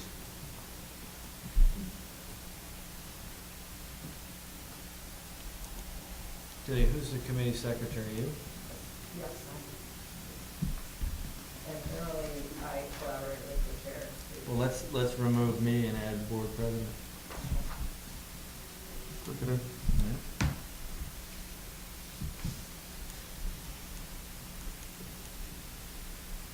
And then the 12th bullet point in that same section, all meeting materials shall be provided to district staff prior to the day of the meeting. How long before?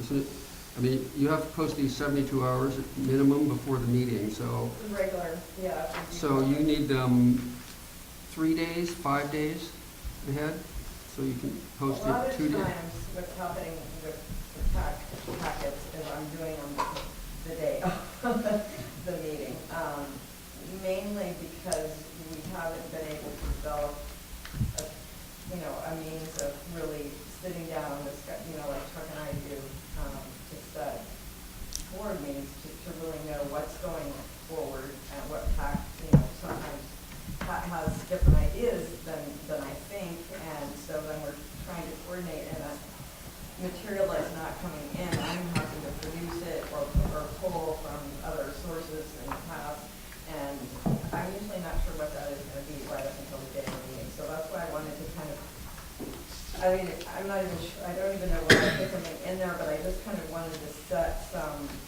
deadline for when we can take stuff to be provided in a packet form to the members. It doesn't really matter to me what it was, what it is, but we've kind of been getting, I think PAC members have been kind of just bringing stuff, and then it gets recorded, and then it's, that just kind of is disruptive. Yeah, this is, during the meeting, and so. this is a staff level issue, it's not a legal issue, so even though we have to notice it 72 hours in advance, we can still provide material just like we do here up until the time of the meeting, so. Right, so I'm just asking how far ahead before the 72 hours? Should we say at least 3 days prior to the day of the meeting? If a board member or a PAC member or a public member wants to get staff to entertain the idea of a particular agenda item, when do they have to get it to you before the 72-hour limit? Well, ideally, it's going to be before the agenda is posted, absolutely. This is Well, meeting it has to be material, that. this is not agenda items. Pardon? This is meeting material, not agenda Yeah, items. I'm talking, meeting with This is the packet stuff, it's not whether you want something on the agenda or not. Right, but for the public, it's really helpful to know before the day of the meeting. Yes. Very helpful. Right. And again, from a PAC perspective, this is where we run into the staffing issue. And again, Dale and I work pretty closely together, but they already have a full load. And it would be great to PAC would say, okay, I need this and this and this. And therefore we could produce agenda items or produce other reports or other things that now fall, we're up against a deadline, we've got to get it. So these are interrelated subjects we're talking about tonight. 3 weeks to have a material, 3 weeks in advance is unrealistic for a volunteer body. Right. That wasn't it wasn't a material, it was just sitting down and discussing what is going to go Yeah, that forward. got misinterpreted. Yeah. Okay. Yeah, we understand 3 weeks is. No, it's just we need to We start can't even talking do it. about, We do it for a living. Yeah, so, maybe the bullet item that should be in here is something to the effect that, shortly after a meeting, the chair, staff, or whoever, needs to sit down to discuss the next meeting and what will be provided and what the agenda will be. Because it's ridiculous that we can't, but we're so busy, but, if we establish that requirement, then we'll have to just make the time to do it. Our next PAC meeting is scheduled for February 4th, so I will see you tomorrow. Yeah. I'm too busy. I don't think I have everyone's schedule. It's been crazy. The holidays are always crazy.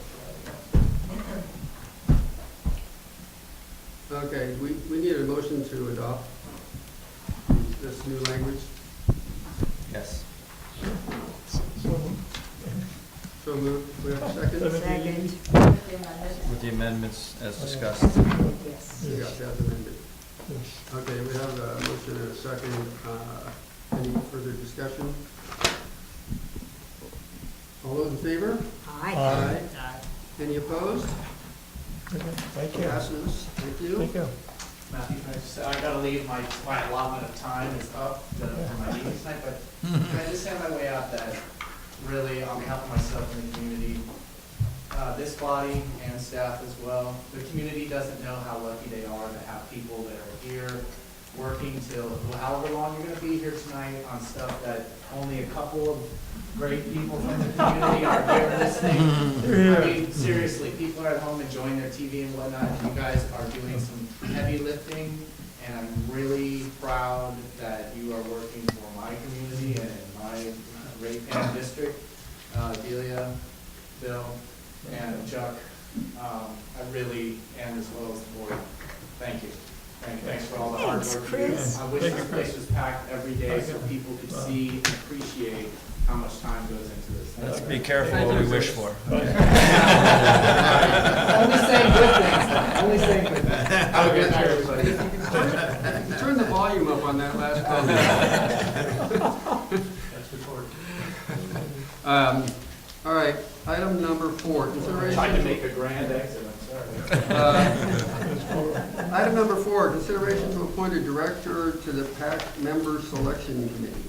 And as you know, Director Warren, gone but not forgotten, was the other member with myself of the committee, and I could have apparently gone through the applications and chosen someone to endorse or recommend, I should say, but I felt that it would be better to have another committee member to help do the selection and interviews.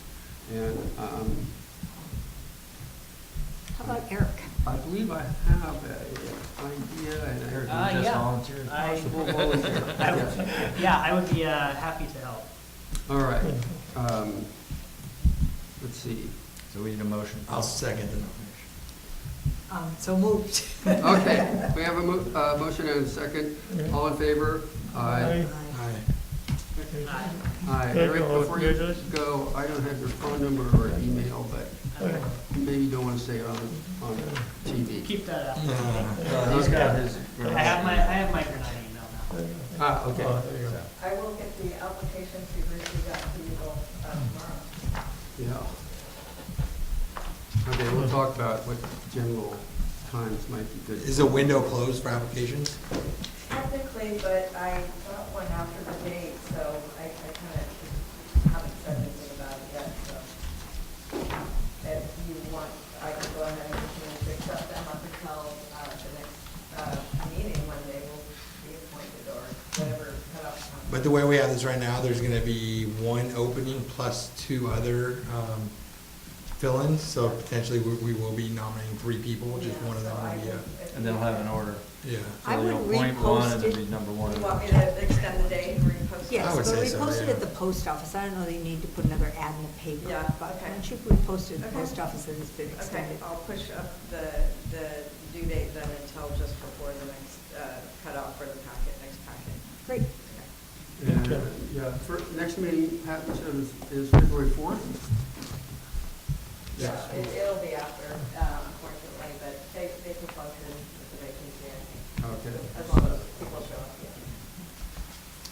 Okay, item number 5, consideration to appoint local chapter of the California Special Districts Association representative. And, This is a position that David held last year. It's our local chapter CSD rep. So we're looking to appoint someone this year as well as an alternate in case David can't make it. oh, I don't know. Yeah, I mean, I'd like to do it again. I'm the secretary right now, so I'm in the middle of doing some things in terms of increasing membership and stuff, so. Anybody else really burning desire? I move that we appoint David Seaton I to be have the, oops, sorry. not a burning desire to do so, but I have a strong opinion that we need to change our representative. Okay. I don't feel that our current representative is a representative. Director Seaton routinely votes against the rest of us, and which is perfectly his right, and he may voice and exercise his opinion as he sees fit. But I am very concerned about being represented in public or anywhere by a board member who exhibits the attitude and makes the announcements in public that Director Seaton has.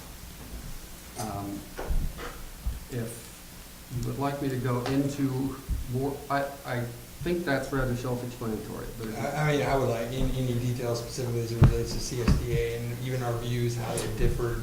Because I have one, extremely, took an extremely impartial stance in terms of even, looking at analyzing some of the bills and things in the pipelines that, whether I agreed with them or disagreed with them whatsoever, my goal was to present an unbiased opinion of what was in the pipeline and, didn't interject my personal opinion into any of that and, or holding back anything in terms of what I presented. I think even Leonard, who I disagree with a lot on different things, anything when it came to this seemed interested and seemed like, I think that the gap is a lot narrower in terms of what, the views of disagreement on a board like this, because it isn't anything really specific in nature. So I'm curious to see if there was anything curious where we have divergent views that would be of concern. Okay. I'm not going to go all the way back, except to mention that in your first campaign for your seat, to me, you displayed a disturbing approach in that it was largely based on disparaging the board and the district and making individual attacks on members of the board, and it has not changed. I have two problems. One is that you have, in my mind, established a strong pattern of disparaging and scorning the board and the staff of this district in public, and that doesn't sound to me like the person I want representing me, or the board, or the whole district, to a group of, including every special district in the county.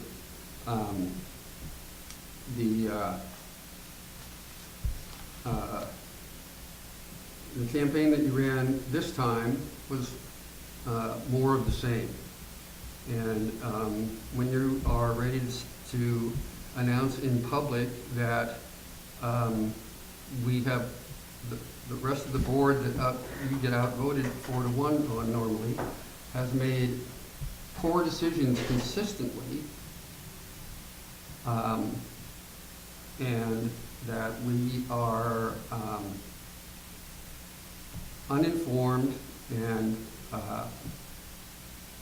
not representing the best interests of the constituents. Where are you getting uninformed from? Where have you ever heard that? I think there's some of the brightest people, when it comes to, I've said multiple times, people like Leonard, as far as knowledge and things like that, I've never once used the word uninformed. Well, at the October 18th forum for the voters in this room, you stated that GSD had no real intention of providing active parks. And you also said that we were only intent upon further empire building. To me, this is disparaging of the board and the district. Plus, there's the fact that neither one was true.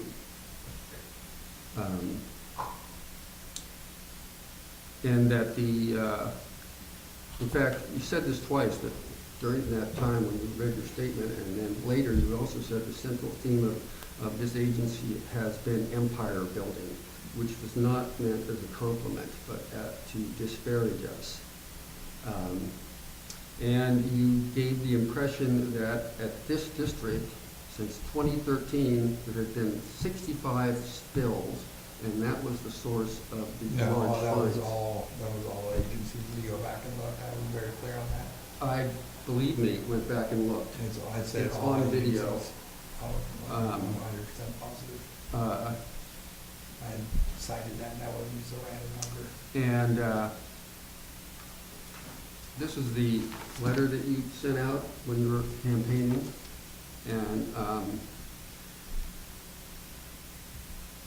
after you make it sound like the spills were all our fault, you state that it's millions is wasted in taxpayer funds towards fines and lawsuits.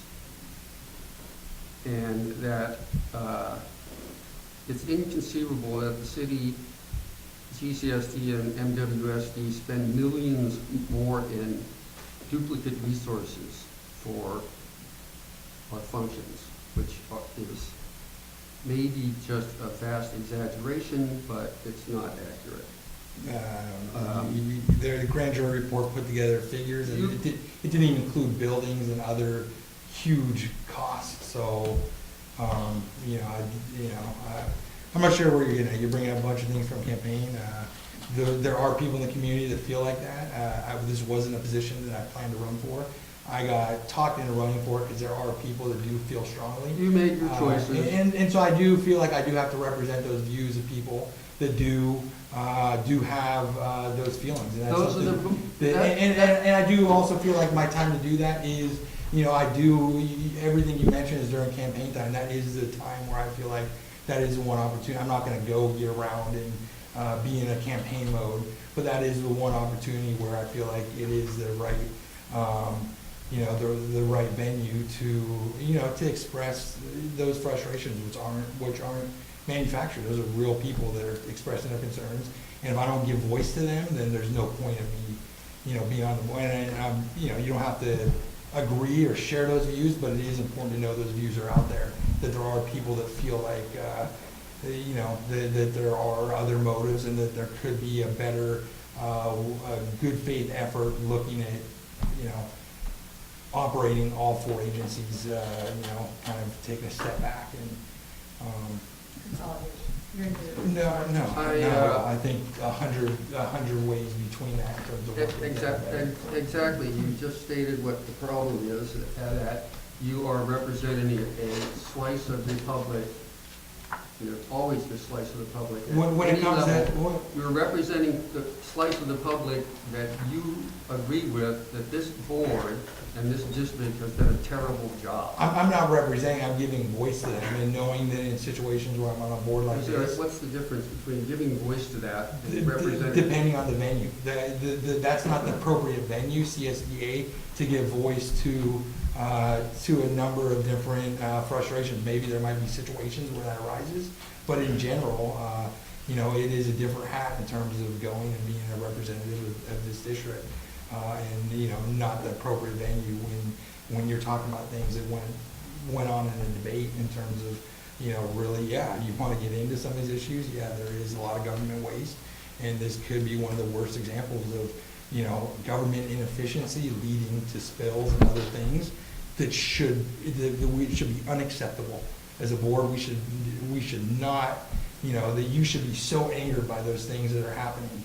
The amount of money we waste in lawsuits and spills and fines and other things that go on. I'm confused why every board member at every agency doesn't share, that same level. Everyone just seems to accept it, that it's okay. And yeah, that does kind of get me heated up talking about that. Because I do feel sometimes I'm on an island. So, yeah. What are you saying? That's a ridiculous thing you just said, that we don't care. So really, I'm saying that the inefficiencies and fragmentation of our government structures are leading to directly the cause of some of these additional spills and some of these other issues that we have on a regular basis. if things were operationally aligned, we wouldn't, at least 80% of the problems would go away. Yeah, that happens to be 4/5. And you're consistently stating in public that 4/5 of this board doesn't know what they're doing and are incompetent, basically. I'm not consistently, when the time comes, You also stated in this letter, I was the only board member warning of the imminent danger of sewage leaks in advance, despite often being shouted down. go back to the grand jury report meetings. There- I was shouting there are down, two- everyone laughed at it, people were There- laughing when There there are were two spills. things, I watched It'd a be lot, years before it I've even just happened. watched a lot of meetings. Okay, and I'll send you the minutes of You're your not silenced. You are not silenced. You are not shouted down. You are disputed with because a lot of your statements are false.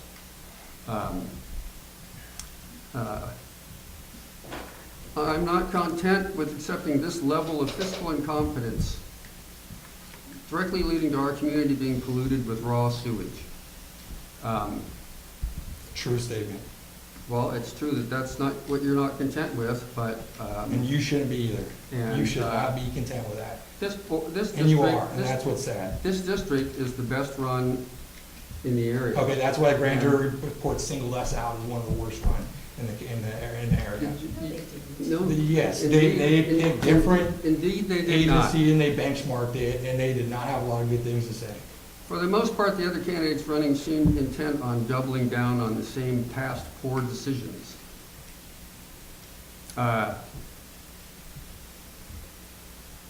And again, you just repeat again, multi-millions in wasted taxpayer money spent on fines and lawsuits from 65 different avoidable spills. The only board member regularly calling for increased cooperation, exploration of viable cost-sharing solutions, and concern for pipeline problem areas. That's just not true. Just not true. I don't see a big push from. And you can watch the meetings. This is from the paper. This is about the review. And this is an accurate quote because I went and found it on the video. This is again at the forum. Incumbent David Seaton was openly critical of the district, disparaging its emphasis on, quote, empire building, unquote, and land acquisition at the expense of building active parts. All of that has happened in the past, said Seaton, and it's shamefully still happening despite not even one active recreation project or even one broken bench fixed. So that's directed at the rest of us. We should be ashamed. A little bit, especially if you go back 4 years before that. When we became a district, I remember people talking about resigning if the only thing we were gonna do was buy land. I remember that specifically coming out of other board members. We're not just gonna buy land, we're gonna become a parks district, or we're gonna develop parks and recreation. And if you look at what's actually happened, the only actual, besides what the PAC committee's done, is a board. The only action that's been taken aggressively is to buy more land and negotiate deals to buy more land. And that's the only, as far as Parks and Recs, besides us appointing that PAC committee, which has done tremendous things, the board itself has not aggressively taken action for anything other than buying land. 4 out of 5 on the board agreed that it was a good idea to buy a small parcel contiguous with land we already owned. Okay, When it became then why available. didn't you guys, That's if the you had the only votes, why didn't it piece- happen? That's the only piece that's been purchased. And don't forget, Okay. we moved forward with Burnham Park. Yeah, that's irrelevant. I'm talking about actually doing things and putting money into actual infrastructure instead of more staff and more buying up more land. But Okay. And Matthew, I you're appreciate your reading a points. campaign letter, I mean. Well, We're here to to appoint or not appoint. Enough on that point, okay? But I also want to say that false information is being spread to the public on a regular basis. And I will cite that at the October meeting and at the November meeting, Director Seaton stated that the wet weather flow project is outmoded technology, under capacity, and wastes water. I'm sure that was the 3rd time. I think it was actually the 4th time, and it might well have been the 5th time that these statements were made at this board for the television. And Not to mention it should have been built closer to Half Bay plant, and because they're any, not any true. infrastructure And like they're- that should be built as and close they as are possible not to get true. all the capacity. And so, someone who will repeat this stuff over and over again, that is demonstrably false, Okay, for the purpose of disparaging the other members of the board and the staff, I just don't feel that I'd like to be represented. you by know, that I person. think, you know, I wasn't around when that happened. I just can't imagine that from a purely sewer perspective, that strip of land was the absolute best place to put that. All other things aside, yeah, maybe if you factor in parks and recs and corridors and views and all that, maybe you can make a justification, but I would think that the best sewer decision would be to locate that as close to the plant as possible, so that if there was heavy overflows from Half Moon Bay, it would be able to offset those as well and capture everything instead of just a portion of it. That's to get around the problem at the Portola pump station when that problem's right here. Okay. Talking about things that are not on the agenda. Yeah, I mean, I think I'm responding. I think I'm I'm making responding. comments on whether this person should be reappointed to represent us to a wider organization. And so be it. You need 3 votes. You know what mine's going to be. Okay, and I would just say, and I ask others, other board members to consider that when someone is willing to, this thing about the wet weather thing, project being bad engineering, wasting water. I have talked to unproducible and unnamed experts that tell me this I can name it for you. over and over again. When you apparently don't understand the process that this is arrived at, that there are 4 levels of engineers who examine all this stuff or it doesn't get built. Yeah. And not one of them. Is there someone else who would be willing No. to be the representative? and I appreciate all that, but I would say one of the biggest things that getting into this process to begin with that I committed to, and I think that I wish more people took this stance, is I'm not gonna fall into groupthink. And I think too much this board and other boards fall into this process of groupthink, where it just kind of follow the leader and don't, I'm respectful always. I'm respectful, you know, after meetings, anything, even, and I find agreement with people on certain issues. But if there's just something that I have a problem with, and there's something that people are speaking out to me against, I can't sit there and sit back and just go into groupthink mode and not express my feelings. And some people respect that, from being able to speak your mind and being open about things. It seems like you have a problem with that. I would think as a board president, I have a that you would problem. like dissent and that you would encourage it as much as possible. I have a problem And get with it out there. false statements being repeated Then let me and know. repeated and repeated. Oh, you've been informed every time you have said this about that. Those aren't What false, thing. those can't be fact checks, those are opinions. Those are, what are you saying is false? What's one false statement that is false? It wastes water. It's bad engineering. It's an outdated design. Okay, those are all, once again, opinions that, No, you cited some unnamed experts. yes, other, you know, other people and other plants that have knowledge of how this is set up.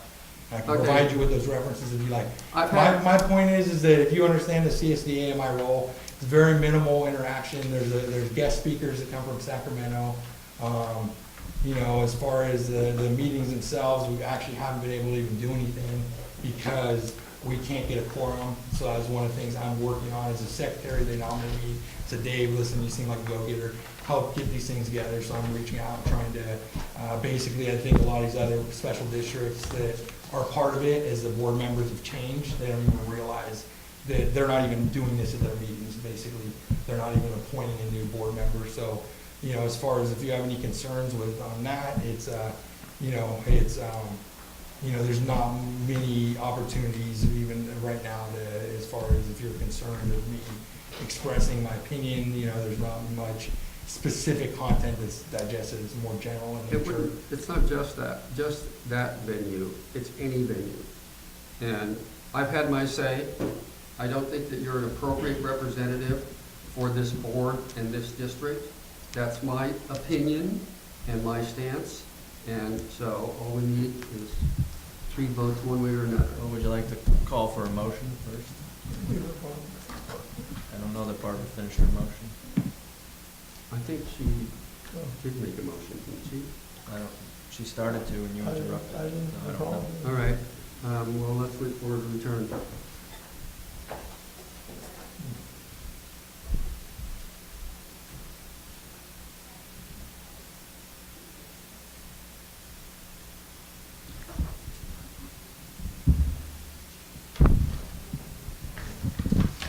She said she didn't finish her motion. I did not finish my motion.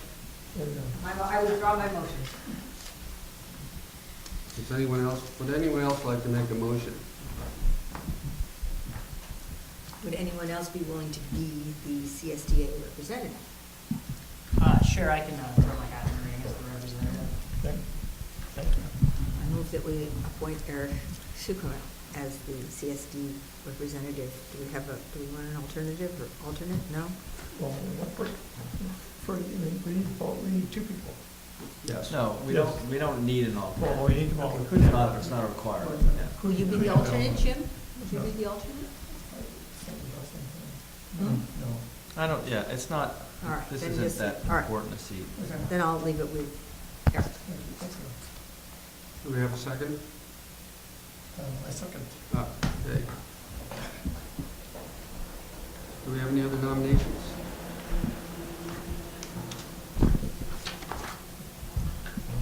I'll When, call- when would this be effective? Let's call the Now. question.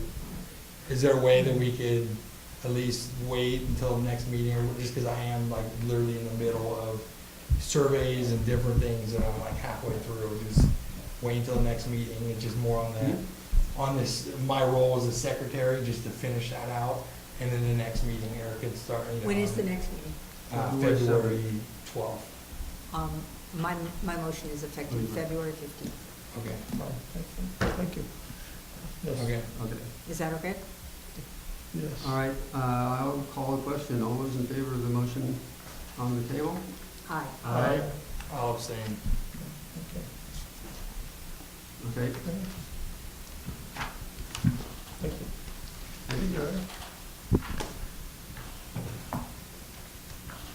Item number 6, consideration of appointing alternate board member to attend and vote on the LAFCO Independent Special District Selection Committee. That is, the government code, section 56332, requires that the Independent Special District Selection Committee shall consist of the presiding officer / president of the legislative body of each independent special district. So that's me, unless this board decides to appoint someone else. No, I think No, the this issue is the is if you alternate. can't go Yeah. for some reason. I'm not available that day as the vice president. So if you, for some reason, because of a work or something, couldn't go, my understanding is we have a candidate at that meeting for a co-side person running for a position on the district. And Right. because it's a benefit to us to have a co-side person, we want to be sure that if for some reason you couldn't make it, that there would be an alternate for you. Yes. That's my understanding of what the issue is. Yes. Can we appoint someone else to be an alternate? Yes, that's the purpose of the, Even though it says it has to be the president? No. no. The president represents, and I think anyone can be an But it says here, No, it says the board must appoint an alternate member to vote in the middle there. That's why this is Yes. on the agenda. Oh, I see, yes, Yeah. okay, I see it. Will somebody be willing to be the alternate? The language that I have from, that came from LAFCO is, in instances where boards have appointed an alternate member to serve in place of the presiding officer, Documentation. yeah, they have to, but there's nothing in here about, you have to appoint an alternate. No, but I think if we had an alternate, just in case you had a work emergency or something, and couldn't make it, we would like to be represented at this meeting. So I plan to go to this meeting. I know. Okay. Well, then you better make it. If you don't want Yes, to appoint an I alternate. will. So, Hmm. yeah, I don't know, the way I read this, it sounds like if someone made a motion to appoint someone else, they could override. Right, so, all right, so then the only question is, who's going to be the alternate? Yeah. I'd be interested. Gotta make sure you make it though. Ever? Any other? Sure, since it sounds like Matt will be there. Yeah, regardless. sounds like he's Yeah. gonna be there. Okay, Yeah. I move that we appoint Eric Sucamel as the alternate in case and only in case our presiding officer is unable to attend. I already have a ride. I know, what if you break your leg or something? You know. That's true. Yeah. Okay. I think this is just Do we an have a important second? Second. All right, all those in favor? Aye. Okay. Item 7, consideration of sewer authority mid-coast side report. Okay. We don't have a lot to discuss here, but we do regarding Granada. Since we only have the agenda and we have this one, we have the staff report, but the one important item here is we're talking about Portola pump stations, and so we have decided to go ahead and replace the pumps, 2 pumps at Portola pump stations. Yeah, With there are 4 there total, I guess. there's 4 total. Yeah, replace 2. 2 or 1, Jim? No, 2. No, we replaced, yeah, so we're gonna replace 2. Right, okay. Yeah, and they budgeted, it's kind of funny this came up, because when they budgeted for this, I think it was $200,000. I can't remember if it was each or together. Right. And I said to them, doesn't that seem high? And no, Yes, yeah. no, it's high, but Yes. that's good, right? Yes. Better to have a high budget and a low actual, so, you know, that's good, because those are important pumps, obviously. Yes. Well, so the figure in here under the agenda of regular business is 62,000. This was already voted on, correct? Yes. Did you authorize the 200 or the No, it's 62. 62? As written here, 62. Okay. Yeah, that's the only thing I marked on these minutes, this agenda, and we don't have minutes. Okay. The only other thing that happened is I got elected as secretary treasurer. And I'm not happy about this. Were you not there? I was there, but it's like, it all happened really fast. And all of a sudden, I'm like, what? There you go. And in looking at the JPA, the requirements seem to be fairly significant for those positions. So I have asked for a clarification and to have it put on the next agenda for reevaluation, because I just want to be sure. I feel like I'm getting signed up for so many things, and I don't want to take on something that has extra, just so you know. So that's the only thing that is kind of outstanding. And the problem with the treasurer, it should be a staff person, because it's the person we changed this many years ago to the staff person, because this person receives deposits from people, deposits in the bank, cuts checks, all that kind of stuff. It's designed to be a staff person. And Because it's now kind of she's murky. responsible theoretically Yeah, for for all the all money. receipts and disbursements of Sam, which is. Which, I know. The only thing about being the secretary is that maybe somehow I could have enough influence to actually have minutes of Sam that say something. Which would be, I think, an advancement, to have some idea of actually what happened there. Are you gonna nominate yourself to do minutes? Probably not, but I do, the thing is, if you can do minutes right at the meeting, it's not that hard.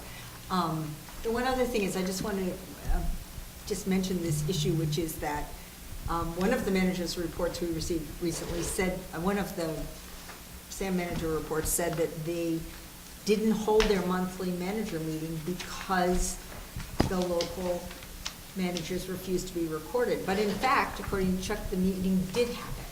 So. Yes. The meeting did occur. It was supposed to be a budget meeting. I had a conflict, which I already knew about, so I couldn't attend, but Clemens and Bob Nesbitt and John Dowdy from Half Moon Bay were on the conference call. They talked for about 20 minutes. They just talked about the budget. Beverly didn't have the budget ready, so they couldn't talk about the budget, even though it was a budget meeting. And so they talked for 20 minutes about the process, and then subsequently Clemens sent around an email summarizing the conversation and all this discussion of what happened at the meetings and whatnot. So, like Barbara says, the general manager's report said it didn't happen, but it did, just maybe not in the way. And I think it's important because, just to say that these meetings are very important, I think we all agree with that. So Well, and they need it's to bad happen. optics to put that in a general manager's report when it's not true. It just seems like there's more dissent. We need less of that, not more. Are there minutes of those meetings? That's what Clemens put together. Not true minutes, but he put together an email summary that he circulated to everybody that was subsequently circulated to the SAM board. So what do they do? It's more just, he just put a summary. Just kind of said, here's what we talked about, budget wasn't ready, this, and this, and I think they're trying to get ahead of this whole taping of the meetings and whatnot. Thank you. So, that's all we got there. So that's it for Sam. All right, consent agenda. Item 8, approval of October 18, 2018 meeting minutes. So moved. No, we gotta do the whole consent. Item 9, unless someone wants to pull it at one of these items for discussion. Leonard's no longer on the board now. Approval, I couldn't find any typos or anything. So, approval of November 2018 warrants. Item 10, approval of September 2018 financial statements. And item 11, approval of assessment district distribution number 5-18/19. Second. All right, it's consent, no discussion. All those in favor? Aye. Any opposed? Okay. We now can go to item 12, committee reports. Report on seminars, conferences, or committee meetings. Are there any such? Item 13, report on Parks Advisory Committee. Well, I would just like to thank Pat for the work that he's done on the summer program. We've received some preliminary materials, and thank you very much for all your hard work. It's not there yet. I know. We're working on it. Look at that, thank you. Just real quickly under this item, only briefly discussing what we did on December 6th PAC meeting, which was our last meeting. The committee reviewed a list of neighbor concerns taken and on October 20th and 1st and everything in between, and discussed potential mitigation measures for those. The PAC compiled a list of, repeating myself, the PAC identified a draft schedule of future public outreach for the medians, paraphrasing it by saying if the board supported in moving forward, which is obviously is not the case, then we would have additional public hearings and meetings. So that was what we spent the time on last week. And Pat, if you stayed around for this item, please give us a high sign next time, just for this. Yeah. We would have moved you up there, so. I'm sorry, I didn't even think of it. And so. Pat, just one bit of feedback. I think there are some others who would be willing to do hikes. I know Gail was willing to do a coastal walk that could be incorporated into your list. We've got lots of things we can do. I'm personally committed, maxed out on what I can possibly do if I'm available to meet. I'm having a difficult time finding additional volunteers to take on other coordinating these other activities.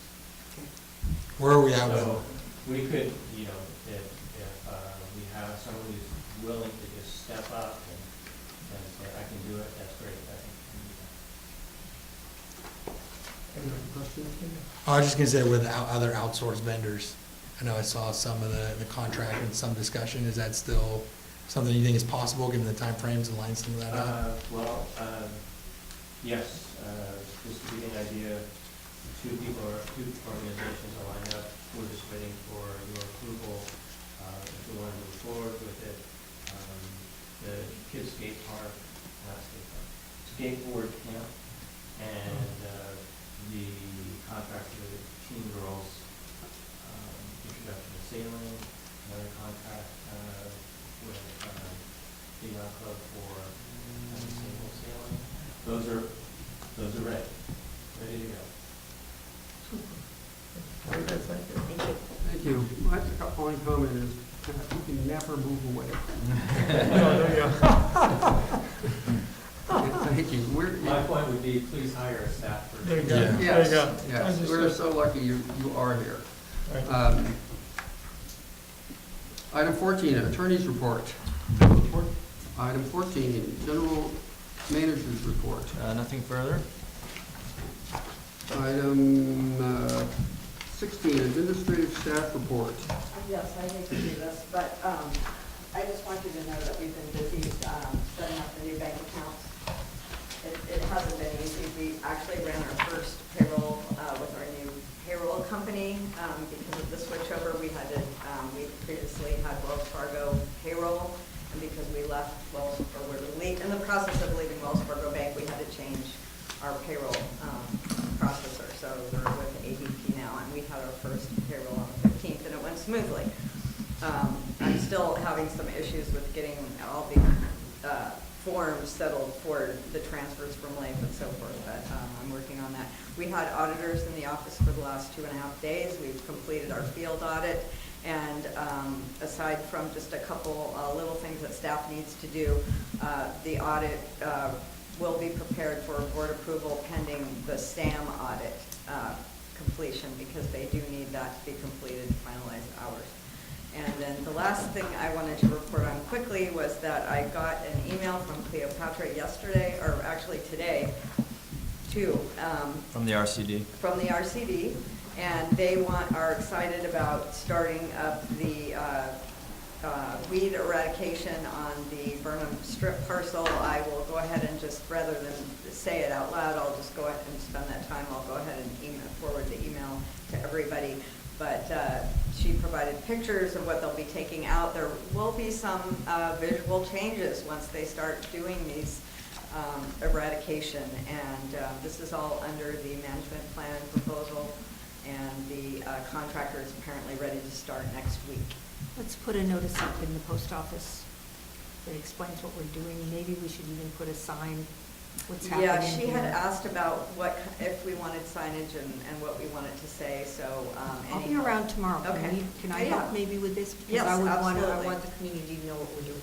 But it's really exciting to see what she's got planned. They're excited, and so I just wanted you to know that that is going forward. Take things out of the drainage?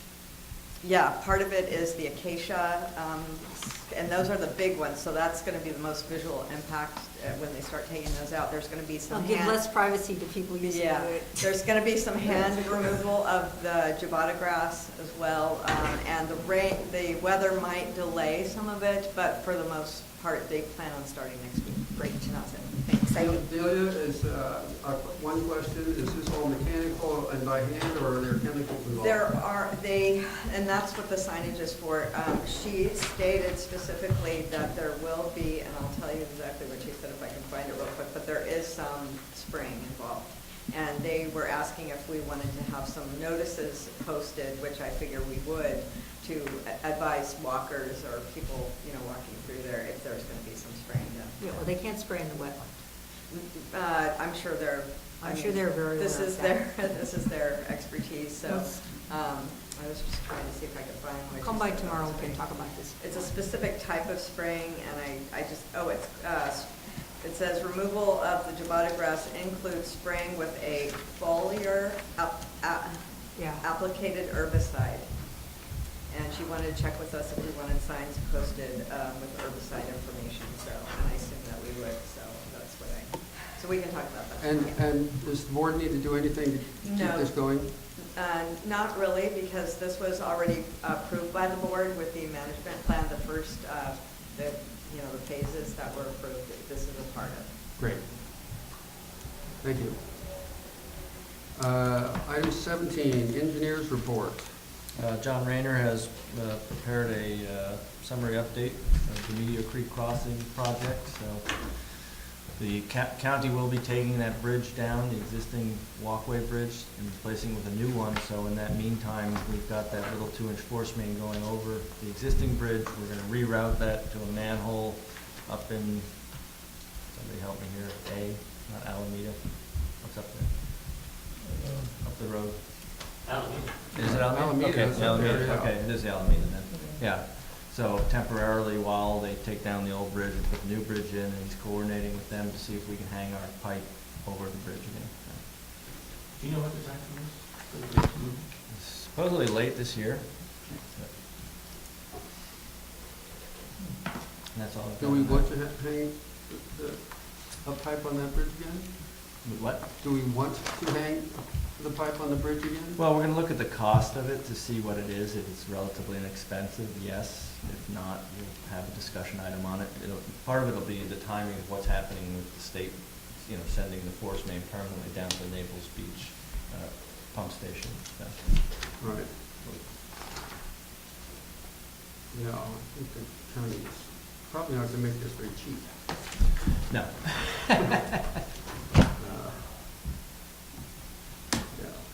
But That bridge has- rerouting that bridge the hasn't been there sewers, long I either. misspoke when I said force main to Naples Beach, it's gonna be gravity to Naples Beach, but rerouting those sewers is a $400,000 project. That's our benchmark. Okay, item 18, future agenda items. You don't have anything in the packet about that? That's my mistake. We had a list, and when I compiled the agenda, I'd just I like did not to add that. let you so. know that we will have some substantial items in February. We have 3 variances that will be put forward and some permit matters, so just so you know. I've been saying that for 3 weeks. 3 variances? Because you know how I love variance. Yeah. Okay, that seems to wrap it up. So this meeting is adjourned. Well,